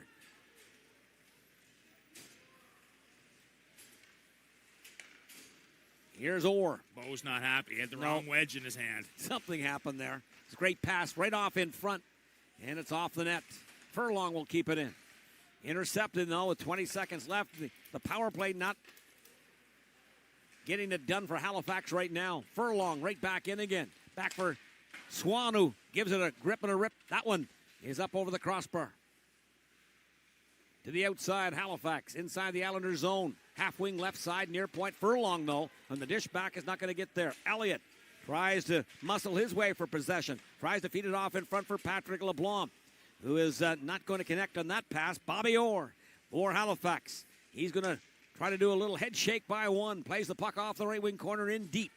Ellis tries to hand it off. Trudeau. And Charlottetown. They've killed off another power play for Halifax. Casey. He's tonight a season high 4-point game. Right off in front on a sweep around pass, and that one broken up by Halifax. They'll start back. Trying to play the puck in is Davis. Right to Ellis. Budgel now. Eventually we got DeRusso, who's got a 3-point game. He's 2-1. Casey's 1-3, and they'll bring it back. Budgel's got a couple of helpers. They're 3 wide and in. Coming late in the play. Trudeau steps in, doesn't get it through. Nice block, Mirren. Yep. Mirren is successful in getting that shut down. Blendesky tries to blockade the blue line. Under 2 minutes now left in this second period. Charlottetown with 2 in the first, 2 in the second. Here's Budgel, head up. He's going to drive the play back in again. Still the head up, sweeps it down low.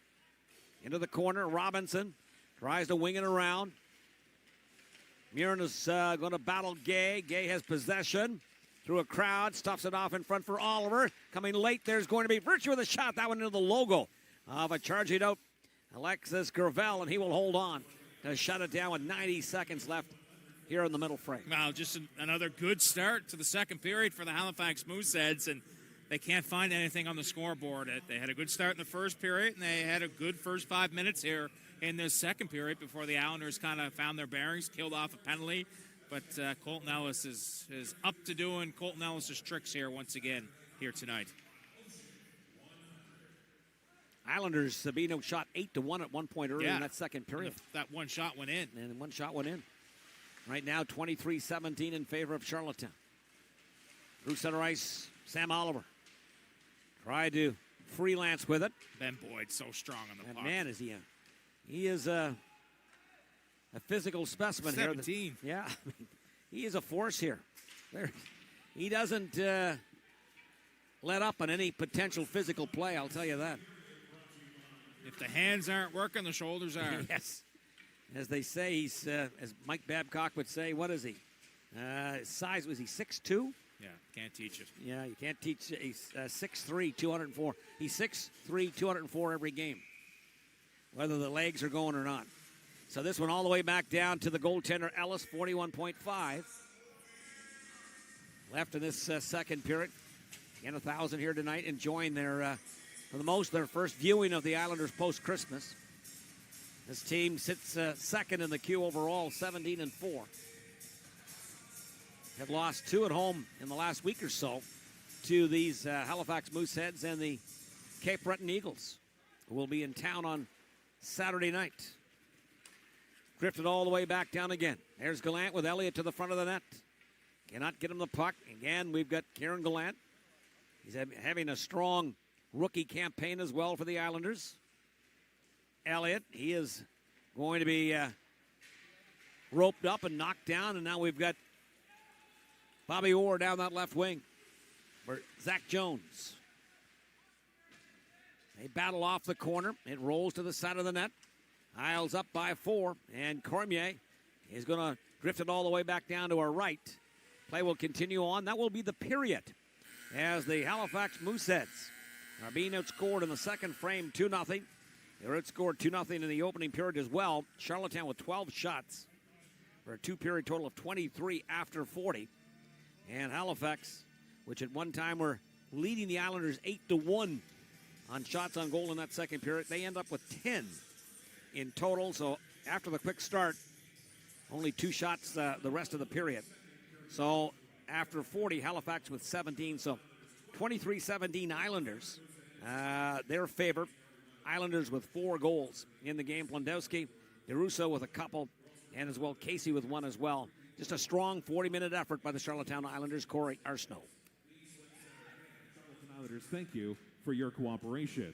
And fans, don't forget you can enjoy ice cold Moose Light and other delicious cold drinks at every Islanders home game. Download the CHL app and click on order food and beverage, and it'll be delivered directly to your seat.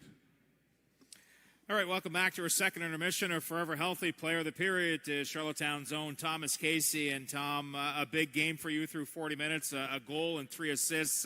It seems like that big line is starting to find it here once again. Talk about the chemistry with you and Cedric and Brett, that you're feeling it right now. Yeah, I know. I think they're 2 really good players, and we had a good week of practice kind of on the line rushes. So we talked before the game to kind of keep things simple and use our speed and chip to areas, and I think it's worked well so far. Our whole team's playing as a unit, and it's really showing. That power play goal, how about that feed by Noah Lowen? You just able to escape from the back door and a perfect redirection in. Yeah, no, it's awesome getting passes from Lousy. He's really breaking out offensively this year, and I think we're all happy for him. So I was really happy to get that, and it was a beautiful play by him. Yeah, and another beautiful play yourself, a backdoor feed to Cedric. And talk about his play. And now 24 goals here in 22 games. I mean, both of you guys 1 and 2 in league in points, but he certainly has been able to find the back of the net. Yeah, no, it's real impressive to be a part of and kind of see a guy that almost everything he touches hits the back of the net. And it's awesome, especially after last year. We knew he had so much to give, and he's kind of proven a lot of people wrong, and we're really happy to see that. So we're excited for him and what the rest of the year can bring for the rest of our team. All right, continued success here in period number 3. Thank you. Thomas Casey, a Forever Healthy Player of the Period. The Charlottetown Islanders Player of the Period is proudly presented by Forever Healthy, located at 19 McAleer Drive in Charlottetown.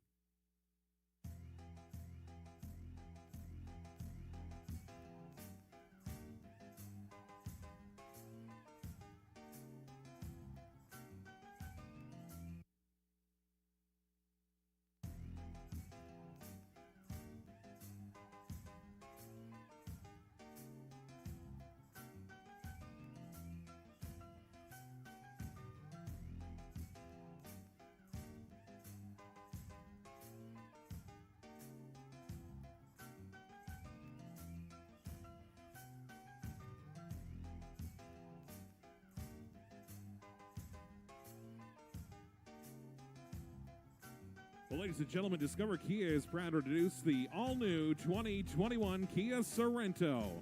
The newly redesigned Sorento is the ultimate family vehicle, now offering standard third-row seating, creating room for the entire family. This bold new design is paired with a powerful 2.5-liter engine and standard all-wheel drive for rough PEI winter driving. Safety is top of mind with standard lane keep assist, advanced forward collision avoidance assist, rear view camera, and so much more. On top of the amazing power and safety features, the new Sorento also keeps you fully connected while on the road with available Apple CarPlay or Android Auto. Drop by and visit Discover Kia, 78 Allen Street at their brand new location, or visit their website at discoverkia.com and drive away in a brand new 2021 Kia Sorento.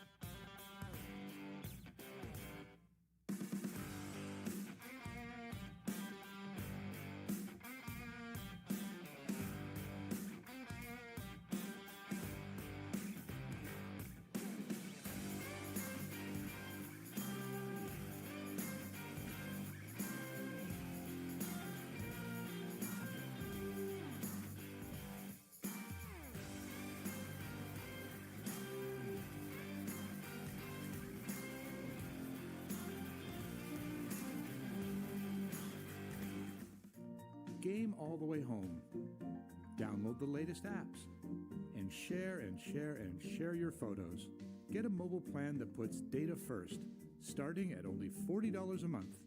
That's the Eastlink Edge. Only Eastlink has TV channel exchange. Say bye to channels you don't watch and hi to ones you want. That's the Eastlink Edge. Introducing the new Eastlink TV experience. Now with TiVo, get voice command, Watch Jesse. personalized recos, and all the content you love in one place. Spend less time searching and more time watching. That's the Eastlink Edge.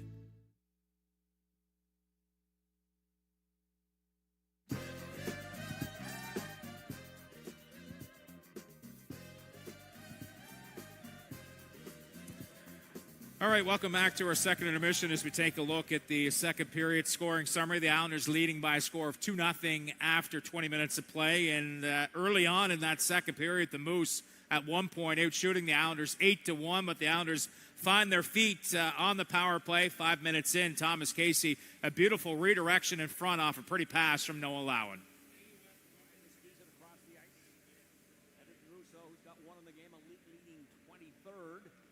To it. Here's Lowen in front. Casey scores on a bank in. And Casey with a three-point game. Nice play by Lowen. A seeing-eye pass down low. That one right taped it. Thomas Casey able to elude the defenders, drives towards the front of the net. Lowen puts it right there on a platter for Casey. His 18th of the air from Lowen, and Cedric Desrousseaux gave the Islanders a 3-0 lead. They'd keep coming, and this time it's Thomas Casey. He's got the hot stick tonight, a goal and 3 assists. This one a beauty. Behind the back pass, no look in front, and Cedric Desrousseaux does what he can do, put the puck in the back of the net. His 24th gives the Islanders a 4-0 lead. It's going to be off a shin pad, and eventually he's loose in back of the goal, trying to play it around his furlong. Isles to the power play again, it looks like. Backdoor pass in front, they score! Cedric Desrousseaux. And it is going to be a 4-0 lead. Brett Budgell takes the high stick from Alexi. And there's a delayed penalty coming on that play. William Trudeau picks up the secondary assist as the Islanders keep on rolling. And they have the luxury of playing an offensive style when you have a 20-year-old stud goaltender in Colton Ellis. 17 shots fired his way so far through 40 minutes of play. Here's a piece of his work here in the second period. Now, Saucers one in. Orr's got to step on. Everybody steps in. Oh, I'll tell you what. Great glove save. Nifty with the nylon. There is through center ice. He's going to snake his way in by the defense of the goal. Steps in. And again, another save made by Ellis. And again, loose off in back. Coming out low stick side and holding the sidebars. Another save made as it bounces loose off in front. Island hockey fans have been spoiled with great goaltending here in Quebec League history in Charlottetown, and Colton Ellis certainly continuing that trend here this year as he stopped all 17 shots fired his way. The Mooseheads 0 for 3 on the power play. The Islanders 1 for 2. They lead by a score of 4-0. We'll be back with period number 3. You're listening to Islanders Hockey live on ISLESradio.com.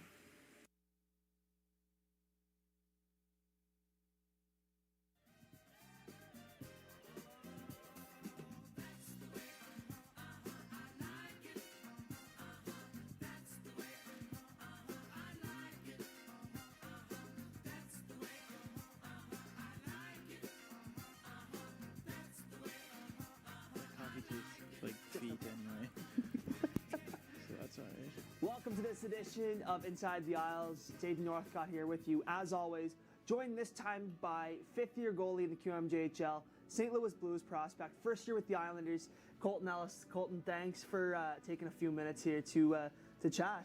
Yeah, thanks for having me. We'll start with 2020, actually. That horrible year is over.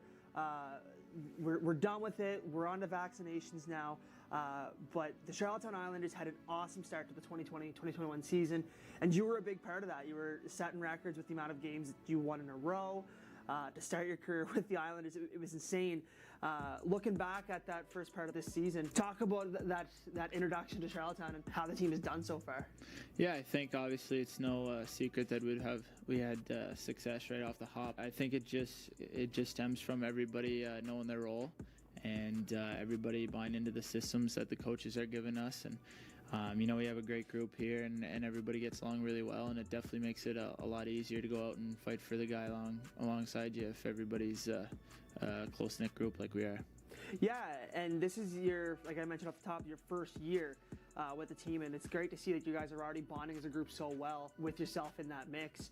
In this first part of the year, despite how different of a year it's been, and despite maybe a bit of a weird introduction to the province, how would you say your experience has been in Charlottetown so far? It's been nothing short of it's great. Coming in here, I was a little familiar with the organization. Anybody I ever talked to just loved everything about Charlottetown. So, especially for me, where I was in Rimouski for the last 4 years, it was really nice to come back here and back into the Maritimes. To be in an organization like this, it's pretty special. Looking now at the second half of this season, a couple new faces to the team. You were that new face at the start of this season. You were the guy who kind of come in to a new environment. What advice have you passed on, or are you going to pass on to these new guys as they enter this dressing room? So far, I knew Bailey a little bit, and then me and Sean played together growing up. We were good buddies, so it was nice of him to get here too. And for Pat and Birch, I've heard nothing but good things from them. I actually played with Pat's brother Nick last year in Rimouski, and we got along great. He's a great guy too. So for the new guys coming in, it's not very hard to get used to anybody here. Everybody's very welcome, whether it's the coaches or the trainers, your teammates. Like, everybody here is very welcoming, and I think they're just going to enjoy it a lot. Now, let's dial it back, as you mentioned how you played minor hockey with Sean Stewart growing up. Let's kind of look at that minor hockey a little bit and talk about the influence that people like your parents had on your hockey career to this point, because everybody says like how big a part the parents played in getting to where they are now. Maybe talk about that a little bit and talk about what kind of impact your parents have had on your career so far. My parents have been so selfless when it comes to getting me around the rinks or catering to me in whatever way they can in the hockey world, driving me to practices early in the morning or driving far, like up to 3 hours away just for an hour ice session. They've been doing it ever since I can remember. So for them to devote that much time for me and just to kind of help me realize my dream is something that I'll be forever grateful for, and I'll never be able to thank them enough. Well, hopefully you get to thank them a little bit more once that big NHL contract comes in. I guess so, yeah. Now, let's talk about kind of coaches on that same aspect. Who were the coaches growing up that left a really lasting impression on you and really influenced your career to get you to where you're at now? Yeah, Kyle McDonald was someone I had. He was my assistant coach in Bantam my first year, and then my head coach in my second year Bantam and my second year midget. He was someone who really taught me the game away from the ice, like the off-ice aspects of everything, just kind of how to prepare like a pro, and just kind of have everything that comes with being a hockey player, kind of how to act away from the rink, you know, treating your teammates with respect and treating the coaches with respect. And he was someone that I really played a big role in my success and getting to where I am. All right, now looking at where you're at now, looking forward, the rest of the 2021 season is set to get underway here as we're recording this. The team's getting ready to take off for their first game of 2021 tomorrow night against Cape Breton. What are some of your goals personally, and also for your team and for your teammates, as you look ahead to what's left in this season? Everybody in the room is pretty team-orientated, so as far as personal goals, I think it's reflecting on team goals. Like, just obviously we have a good team here, and we want to make a big run, so winning a championship is something that everybody's here focused on, and you know, that's going to be the key motivator for everybody here, so that's what we're all focused on. Well, I hope that everything goes according to plan for yourself and for the team, and that we can see those victories pile up here in the second half. Colton, thanks again for taking the time, and good luck, not just this weekend, but in the rest of the season. Yeah, thank you very much. All right, that's Colton Ellis alongside myself, Aidan Northcott, here on this edition of Inside the Isles.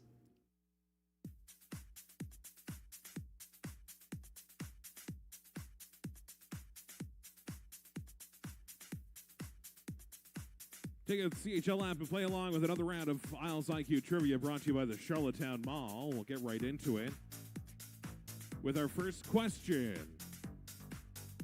What year was the offside rule introduced to the NHL? Was it in 1965, 1950, or 1930?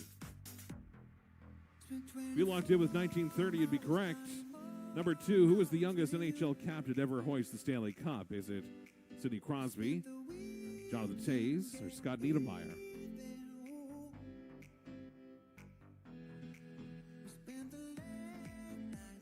If you guessed Crosby, you would be correct. And number 3, what was the longest shootout in NHL history? Was it 15 rounds, 20 rounds, or 14 rounds?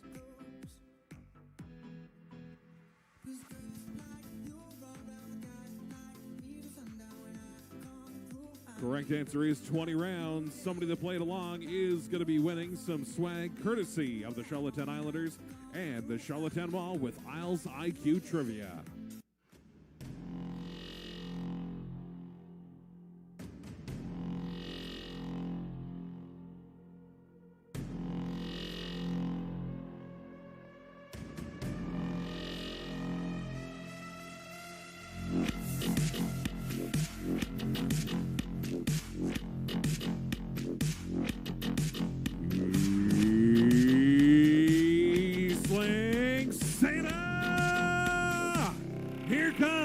Your Charlottetown Islanders.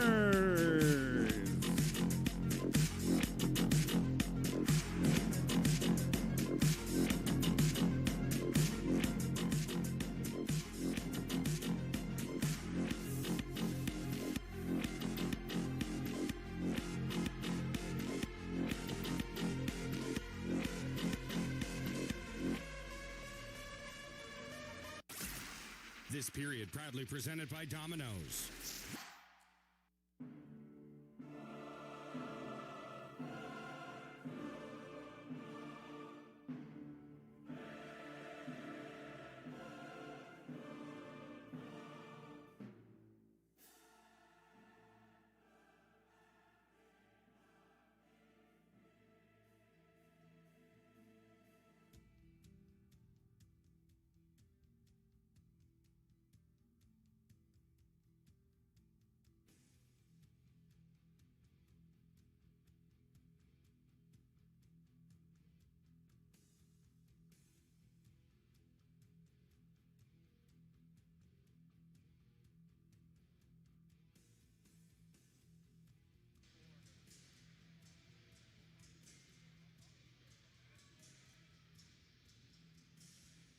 Welcome back to the Eastlink Center here in Charlottetown. George Matthews, Corey Arsenault with you to bring you the play-by-play of the third period. Isles leading 4-0 after 40 minutes of play. And when the Islanders lead after the second period, they have a record of 14-0 and trailing after two. The Mooseheads are 2-8-2. Again, the Islanders 14-0 after leading after 40. In the hockey game, Casey's got a 4-point evening to this point. That's a season high. He's got 1-3. Cedric DeRusso's 2-1, and Budgell's 0-2, helping to lead the Islanders after two periods of play by the score of 4-0. Again, out shooting the Halifax Mooseheads 23-17 in the opening 40 minutes of play here tonight.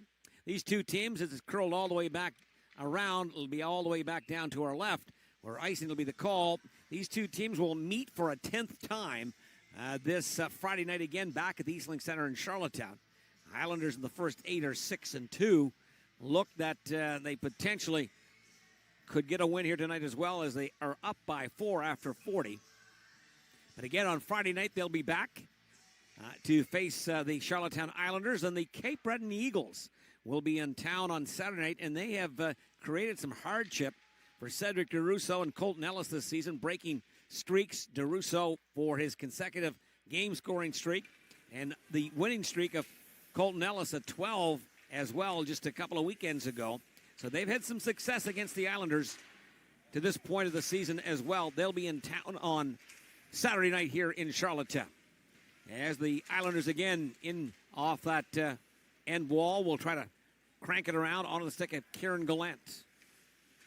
He dips by one, plays it off the glass. It'll roll back inside the Halifax zone. Islanders pretty tough after two, Corey, saying that they're 14-0. Yeah, you're not wrong. I mean, those numbers don't lie. And right now, unless they pull a Toronto Maple Leafs, which can happen. Yep. But the way Colton Ellis is playing, he's fun to watch. Good luck getting 5 past him. He is a fun goaltender to watch because he's so dialed in, and he competes for each and every save. Freddie wasn't that much fun to watch the other night. It looked like not the last shot, but every shot was going in, I think. But tough anyway, to pin it on him. Yeah, but again, that's part of goaltending. Yeah, I know people say it's tough to pin it on him, but it's tough giving up 4 goals in a period. Like, you got to make some saves. Now, they're not his fault, but a lot of NHL goaltenders will tell you 2-on-1 the other way. None of them are their fault. He's going to be Casey looking for Gay. That's the tough part about the job. Making those game-saving stops that look like they're goals. Charlottetown in back of their own goal. In fray is going to be Patrick Gay on sidestepping in, fires, scores! Snipe shot! Glove side on the goaltender, Gravel. When he got control of it, got it to sit on the forehand. This one is going to be a grip and a rip, and it beats the goaltender. It is 5-0. Now Patrick Gay, and lead pass comes up ahead, and Bailey Peach just tossed it through the middle. Gay's in behind everyone. Furlong's out of gas. Gay in and up and over the glove of Alexei Gravel. He's got that quick release, and now Gay with his 3rd goal here in 2 games for the Islanders. And that's our first look live of seeing Patrick Gay, but he got it to the forehand, and as he let it go, as we said, it's a wicked wrister. We've seen a lot more of those here at the Eastlink Center. He's got some finish to his game. Well, he's a big piece for the Islanders moving into the next season and possibly the season after that come playoff time. If we ever do get back to normal here, he's a gifted scorer here in the queue. That's what the projection is for him. Beauregard deep inside his own zone. Kieran Gallant cannot get it out now. He hasn't handed back to him. As he works hard along the wall. There's going to be Trudeau. Oscar Plendowski winds it in back behind his own goaltender. Islanders in a comfortable lead now, 5-0. Little shift and shake by Trudeau through center ice. Here's the call on the 5th goal. Scored by number 16, Patrick Gay. Assist to number 37, Bailey Peach. And number 19, Patrick LeBlanc. Time of the goal, 2:18. So Patrick LeBlanc with the secondary assist, and for LeBlanc in his sophomore season here, he's being given a chance to play on a line that can develop some offense here with Gay and Peach. And they do that combination there to give the Isles a 5-0 lead. Played around by Davis. Stewart pinches back in again to seal it up along the wall.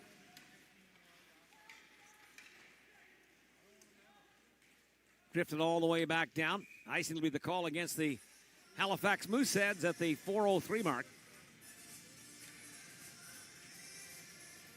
Now the Moose without Barron and Peters, as you indicated, and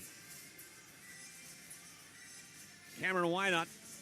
Wynot and Barron would be huge replacement parts to try to replace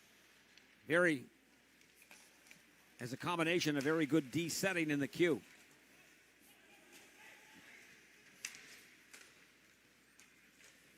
Through center ice, off the wall, right wing. Piecing his way in is Budgel. Casey tries to lay it back. Trying to get to it as an Orr. This one is launched up into the air. Trying to protect it as Cormier as it rolls to the Islanders' blue line and in. We're no allowing now. He tries to hook it around. Cormier intercepts. Budgel. Back to Casey. Through center ice. Drifts it off the right wing corner. Cedric Caruso gets to it in front. Casey takes a snap at it. That one into the lunch bucket of the goaltender. The save will be made. Alexis Gravel, as he will hold on. Gravel's been beaten for 2 in the first, 2 in the second, 1 here in the third, and a 5-0 Islanders lead. Now, Cedric Caruso hard on the forecheck. Creates the turnover and in front for Thomas Casey. A bit of a roller there, and Gravel has to be sharp to find that one and hold on here to keep it a 5-0 hockey game. Islanders still inside the offensive zone. Winding in back. Bieska stealing. Is going to be Peach. He's upended. Play will continue on. Patrick Gay shakes off a check. Dangles down low now. Being worked on by Bieska. High to that mid-blue line. Doesn't get to Virtue. Hustles back to try to intercept. Here's Trudeau.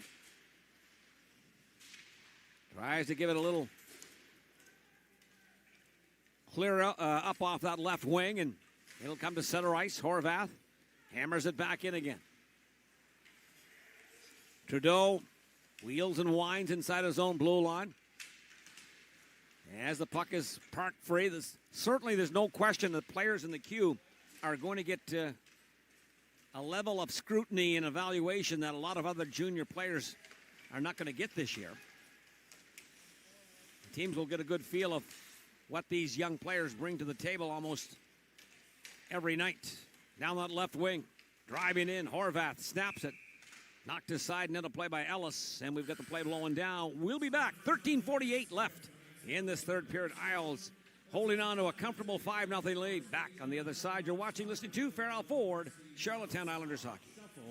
Somebody's going to be winning a free $50 detailing from Prestige Auto Spa, located at the Delta Prince Edward. Take a look at the screens around the East Link Center and play along in the CHL app.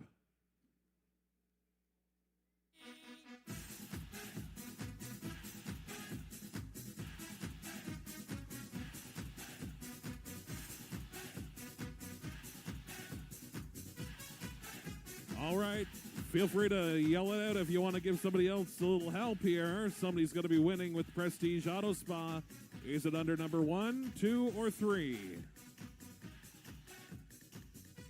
Under number 3, if you guess that, you could be our lucky winner. Don't forget, you could drop by Prestige Auto Spa, where detailing starts at just $50.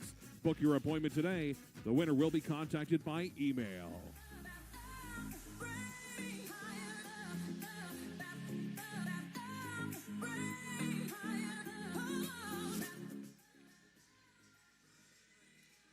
Back at the East Link Center in Charlottetown, George Matthews along with Corey Arsenault. We're happy to be here to give you some play-by-play of the Charlottetown Islanders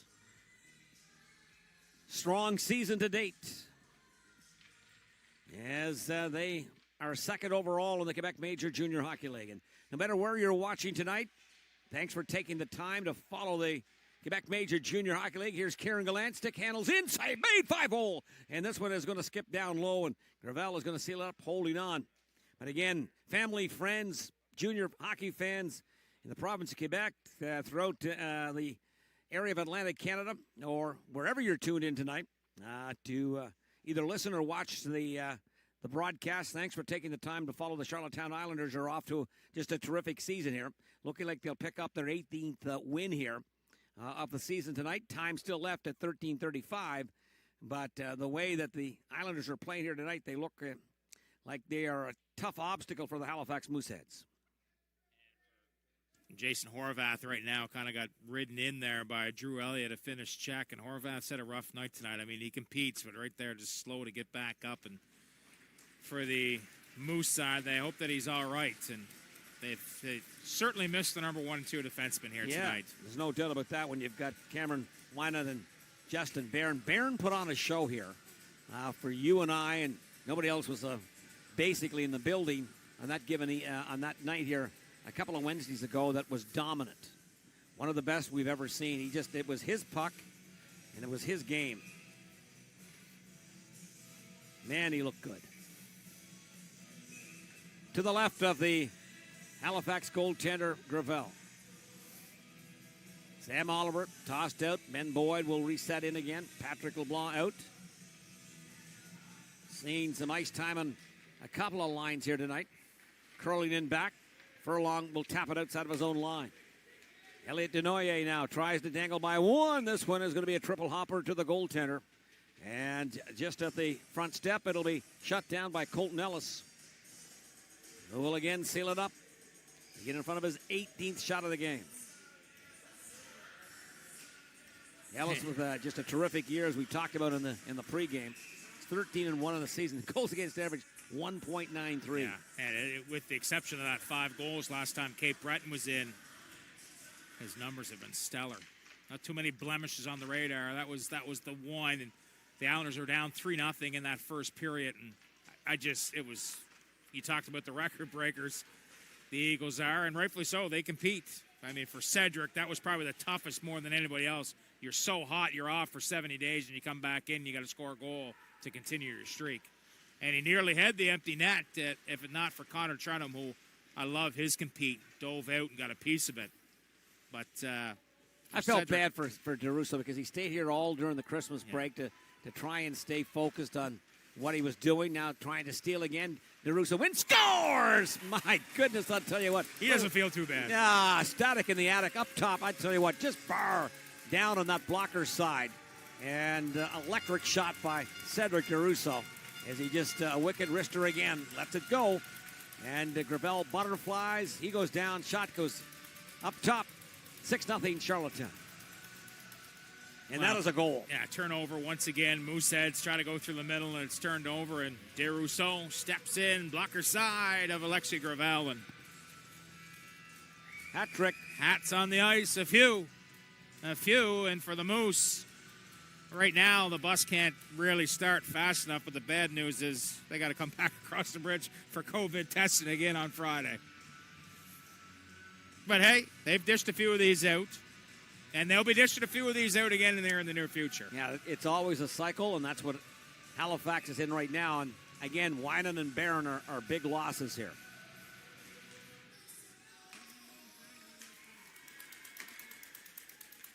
Peters as well, but the blue line core. Here's DeRusso looking for his 4th of the night.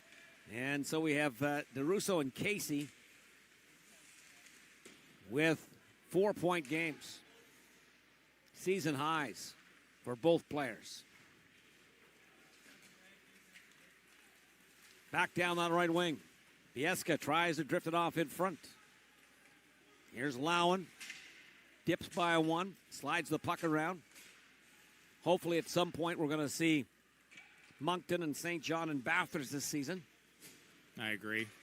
And we'll have a good feel of what the rest of the Maritime Division again is like post-Christmas.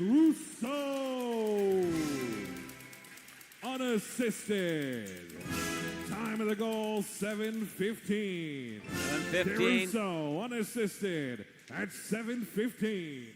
Here's a long bomb back in again. Peach tries to get in. Nice play by Gravel to get out and chip at it as it's rattled in back of the Halifax goal.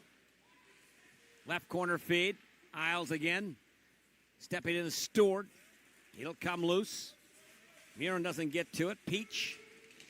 He is crushed along the high right wing. Gets the puck in, though, as it'll come loose in back of the goal. Good to see Horvath back out there. Yeah. Now stealing here is going to be Gay. He's got one. Another shot backhand. That one denied and turned aside. Another shot. Peach lets it go wide of the net. There's Stewart. The one thing that Jim Holton wants, it's not about running up the score. He just wants to continue to see everybody work for their ice time. And he'll manage it accordingly. Well, the lines are just going to roll here now, which they have most of the game. Through center ice, here's Gallant. Dipsy doodles and head fakes in. Slithers by another. Lays it for the trailer coming late in the play. Beauregard, but that one is not completed. Nice line rush there by Kieran Gallant. Showing some shakes and fakes. Back the other way, trying to get the shot through. Is Elliott. Drew Elliott turns on it again. Reaching back Beauregard. As it'll come loose off into the corner to the right of Gravel.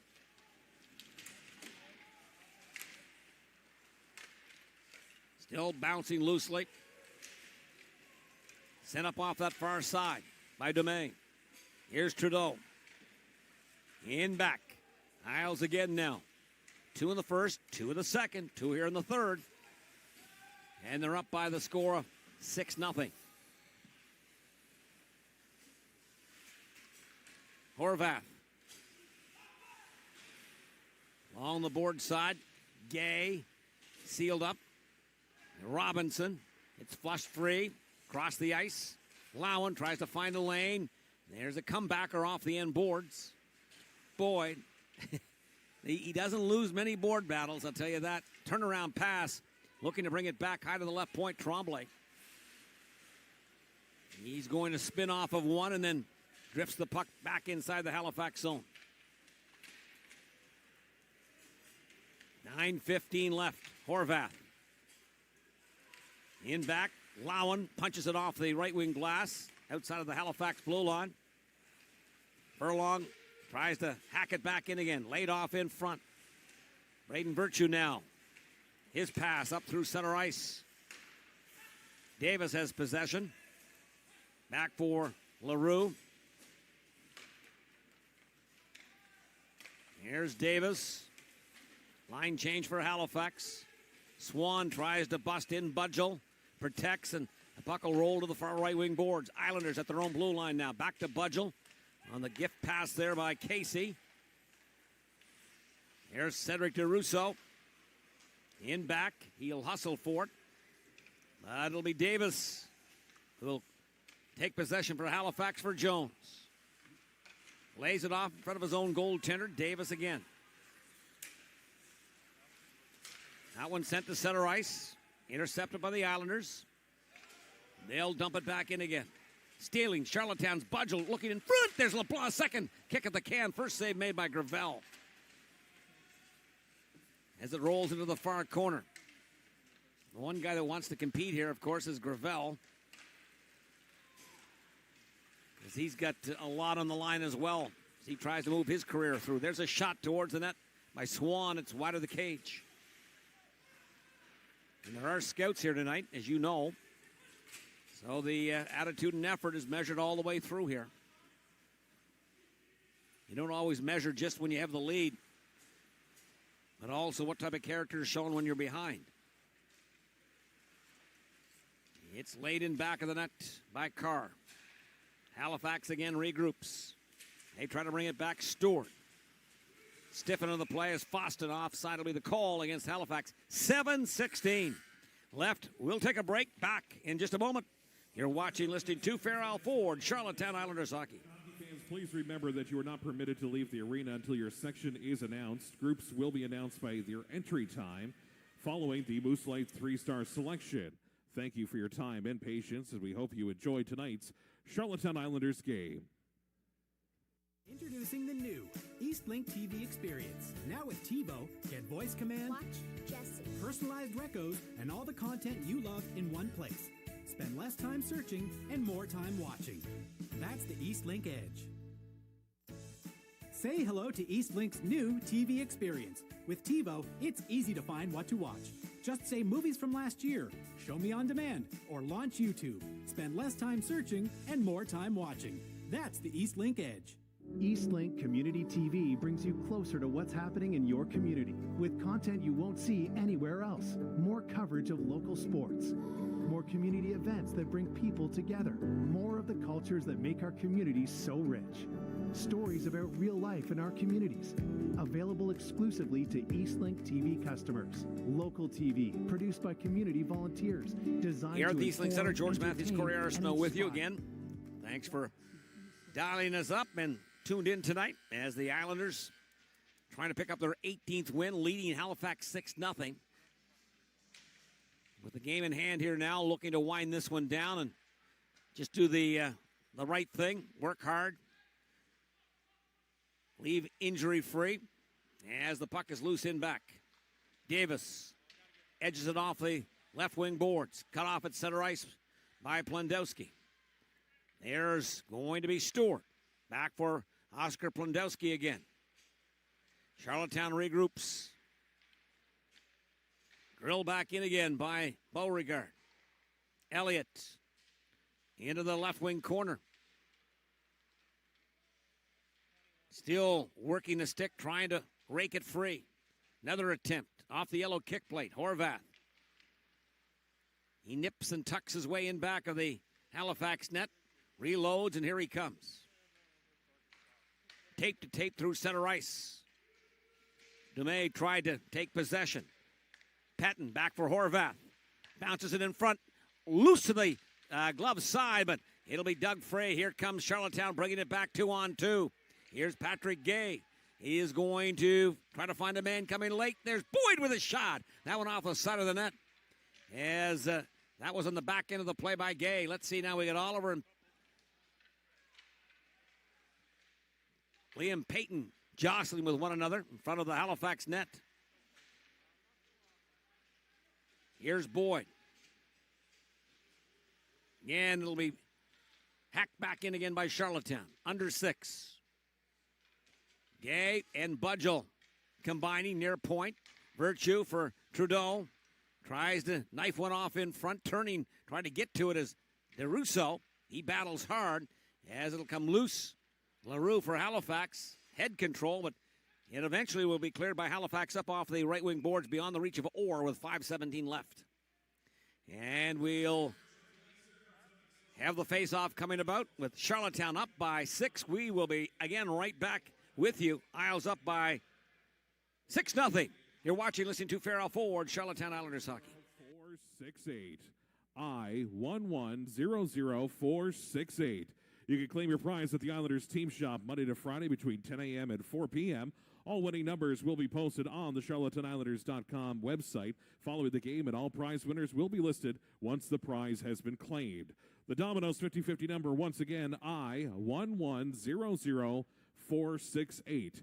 And also, congratulations to Islander fans sitting in Section 20, Row A, Seat 13. You're our winner with Bernadette's Flowers. Check in to win. You'll be contacted by email to claim your prize.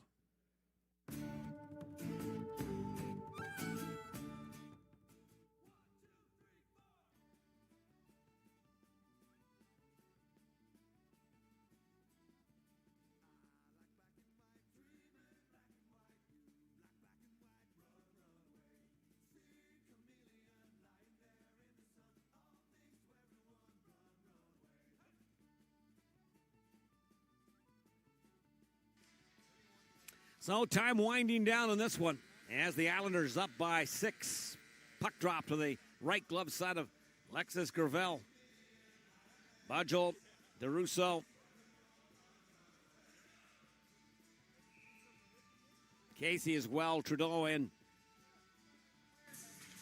Virtue. Casey and DeRusso having big nights. Casey's 1-3. DeRusso's 3-1. As right off the face-off, the play is again whistled down with Thomas Casey gone to the penalty box. So we've got the Moose on their fourth power play, first of the period. And Colton Ellis is going to see some rubber here in the final 5:13. As Beauregard will try to win it, won by Halifax. There's Horvath. Bieska. LaRue tries to bounce it off in front. Knocked down with a high stick. Face-off will again take place to the stick side of Colton Ellis.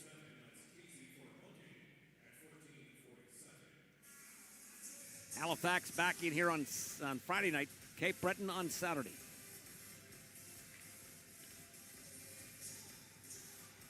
From the draw, into the corner to the right of Ellis.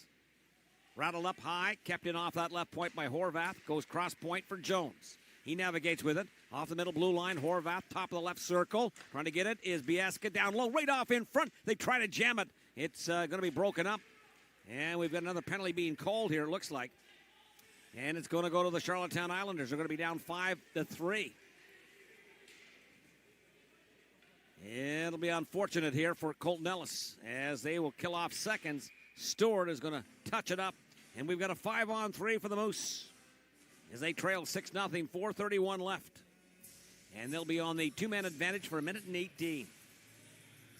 And Lowen just catches the puck and basically throws it down the length of the ice. I don't know if he puts his hand over it, but either way, yeah, pretty much a penalty, I would think. So, Beauregard, it'll be 5-on-3 for 1:18. To the near point. There's going to be Horvath. Bieska receives again to Horvath. Top of the diamond, down low, right corner. Here's Elliot Denoye. Steps in, fires a shot, save made by a battling Colton Ellis. And finally, they are going to freeze it up again as Ellis trying to hold on to this 6-0 lead. As 59 seconds left on the two-man advantage for the Halifax Mooseheads. And Budge will come out to replace Beauregard for an important face-off here. Denoye, we haven't talked a whole lot about him here tonight. I know he's coming back after some dental surgery, got the full mask on, but you give him time and space. Horvath, again for Bieska for Horvath. There's playing a little keep away with one another, trying to feed it in front. There's a goal mouth pass. Good stick by Butchell. Against it all the way down. Great stick. Key 40 seconds left here for Charlottetown as they are trying to kill off the two-man advantage for Halifax. Horvath back in again. Slithers and slides. Sets it back up again. LaRue with a good shot. Steps in, fires up over the glass. Bounced off the comebacker. And Halifax, they don't get the lumber on it. Horvath down low, right corner. Off the right face-off dot. Denoye again for Horvath. For Bieska and a give and go. Coming late, Horvath from 35 feet. He tries to knife it off in front. Again out of play. 11 seconds left on the 5-on-3 for Halifax. Another great stick there once again as Horvath trying to go back door in the aisles. Able to get a javelin on that. Deflected up in a play here with 3:24 to go in the third. 11 seconds to go on the power play as the Moose changes things up. Out for Charlottetown, Beauregard, Gallant, and Plendowski off that right shoulder of Colton Ellis, who settles back in again. It'll be won by Halifax. Furlong will hand it off to the high left point. Horvath again now. In top of the diamond. Trying to feed it off. Vidicek fires. Doesn't get it through. 5-on-4 now. Again, Horvath dances by one. Vidicek, he wires it. That one is going to bounce as Casey back on the ice for Charlottetown. Punch back to the left point. Furlong cradles. Sends it across for Horvath. Who hasn't really left the ice here on this power play. Trying to play it off in front. Intercepting his Beauregard. Nice job done by the Islanders.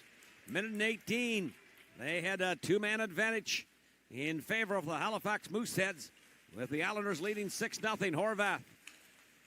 Up the center of the ice he goes. Orr coming late. Tries to poke it along. Horvath will try to keep it in.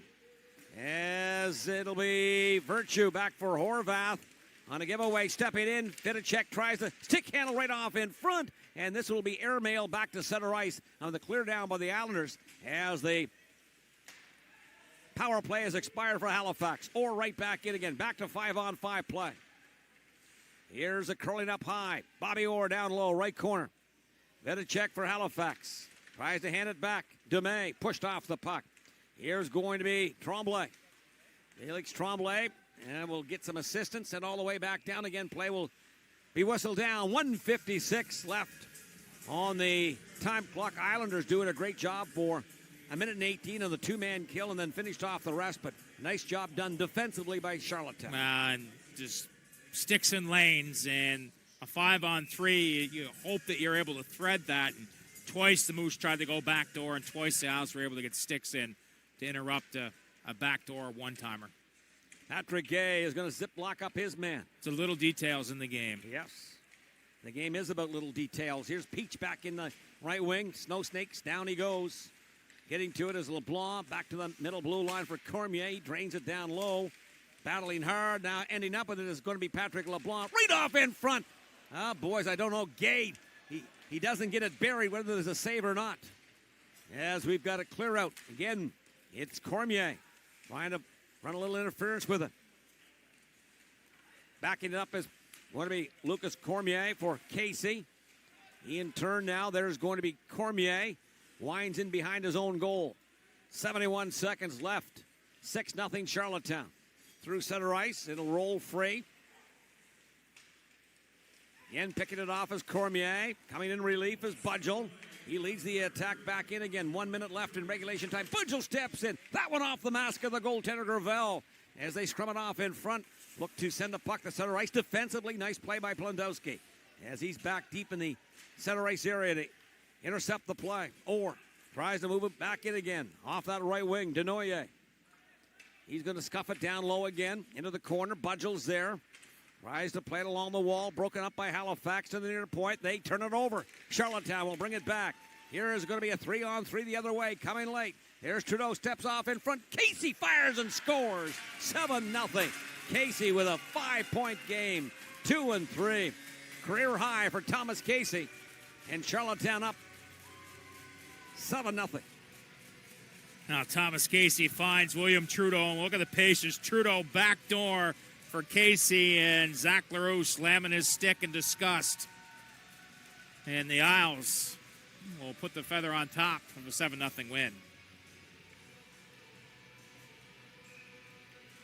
LaRue's he competes hard. So Charlottetown in control. Colton Ellis. He stopped 19 out of 19 so far in this game. By number 20, Thomas Casey. Assist to number 2, Will Trudeau. And number 21, Cedric DeRusso. Time of the goal, So DeRusso, he's 3-2. Casey's 2-3. 5-point games, career highs for both. And Colton Ellis is going to pick up another goose egg. And he will lead the Quebec Major Junior Hockey League in shutouts this season with 5, with the whitewashing of Halifax here tonight on the defensive side of things as he puts up the goose egg, and Islanders win 7-0. But for Casey, or check that for Ellis, his 5th shutout of the season, leading the queue in that department, and that will be his 16th shutout in his Quebec Major Junior Hockey League career. He's only one shy of tying the record. We haven't talked about records this much. No, ever. Since records were a thing. But there's some big records here with a guy like Colton Ellis, the way that he's playing this year, the way Cedric DeRusso as well. Long-standing league records that, as far as wins are concerned, for Ellis, just missed it by 1. And for Cedric DeRusso, a terrific run of consecutive games as far as goal scoring was concerned. 13, I do believe. And, again, DeRusso and Ellis just having career season highs. There's no doubt about that. But the Islanders, what do you say? Their top line came through. Their goaltending, Colton Ellis, he stopped all 19 his way. But he had to make a couple of sharp saves in the hockey game to to keep the Halifax Mooseheads off the board. We talked about it in this game here. His mental focus and strength is certainly a huge plus for him. And for the Islanders, the 3 20-year-olds take the game. But what I really liked about the Islanders, when they're up 6-0, they played hard on that penalty kill. They know they're playing for something here now. To me, you let Colton Ellis down in that game against Cape Breton. I know he probably would have liked that 5th goal that Dawson Stairs snapped past him, but they were flat in that game. That was a record-chasing game, and I was disappointed with the effort in that contest. When you deal with people like Colton Ellis, what people tell me, I don't know the young man myself, but everybody is over the top in their enthusiasm. Grade A character. He's an A-plus type of guy, and you'd like to see the Cedric DeRussos and the Colton Ellises, if they have a shot to come, to get a chance there. In defense, and you're right, in that loss to Cape Breton, the Islanders looked flat, and they had just come back after the break, and they were playing 3 and 4 for the first time, and they just didn't have a lot going for them, unfortunately, in a game that Colton Ellis needed in order to set potentially a record here. But that's unfortunate, but it is what it is, and he's still happy with how his season is going. He's having a career year here. He's getting noticed about the quality of goaltending that he's producing, and it's just not the wins, and it's how he's competing and how he's battling and how he's staying in the game, no matter how much success his team is having. He's a tough guy to beat, whether it's 1-0 or 6-0. And as soon as you get a couple, you think it's going to be a tough night to get back into it. And that game against Cape Breton, I think it was a blip on the radar. You can't expect Ellis to be on his A game every night either. But tonight, not much work. 19 shots, but 8 shots on goal in the second period. Halifax had a great start. To start the hockey game in the first 5 minutes, they were out shooting the Islanders 8-1 at one point in the second period. That first shot the Islanders got ended up being a power play goal by Thomas Casey.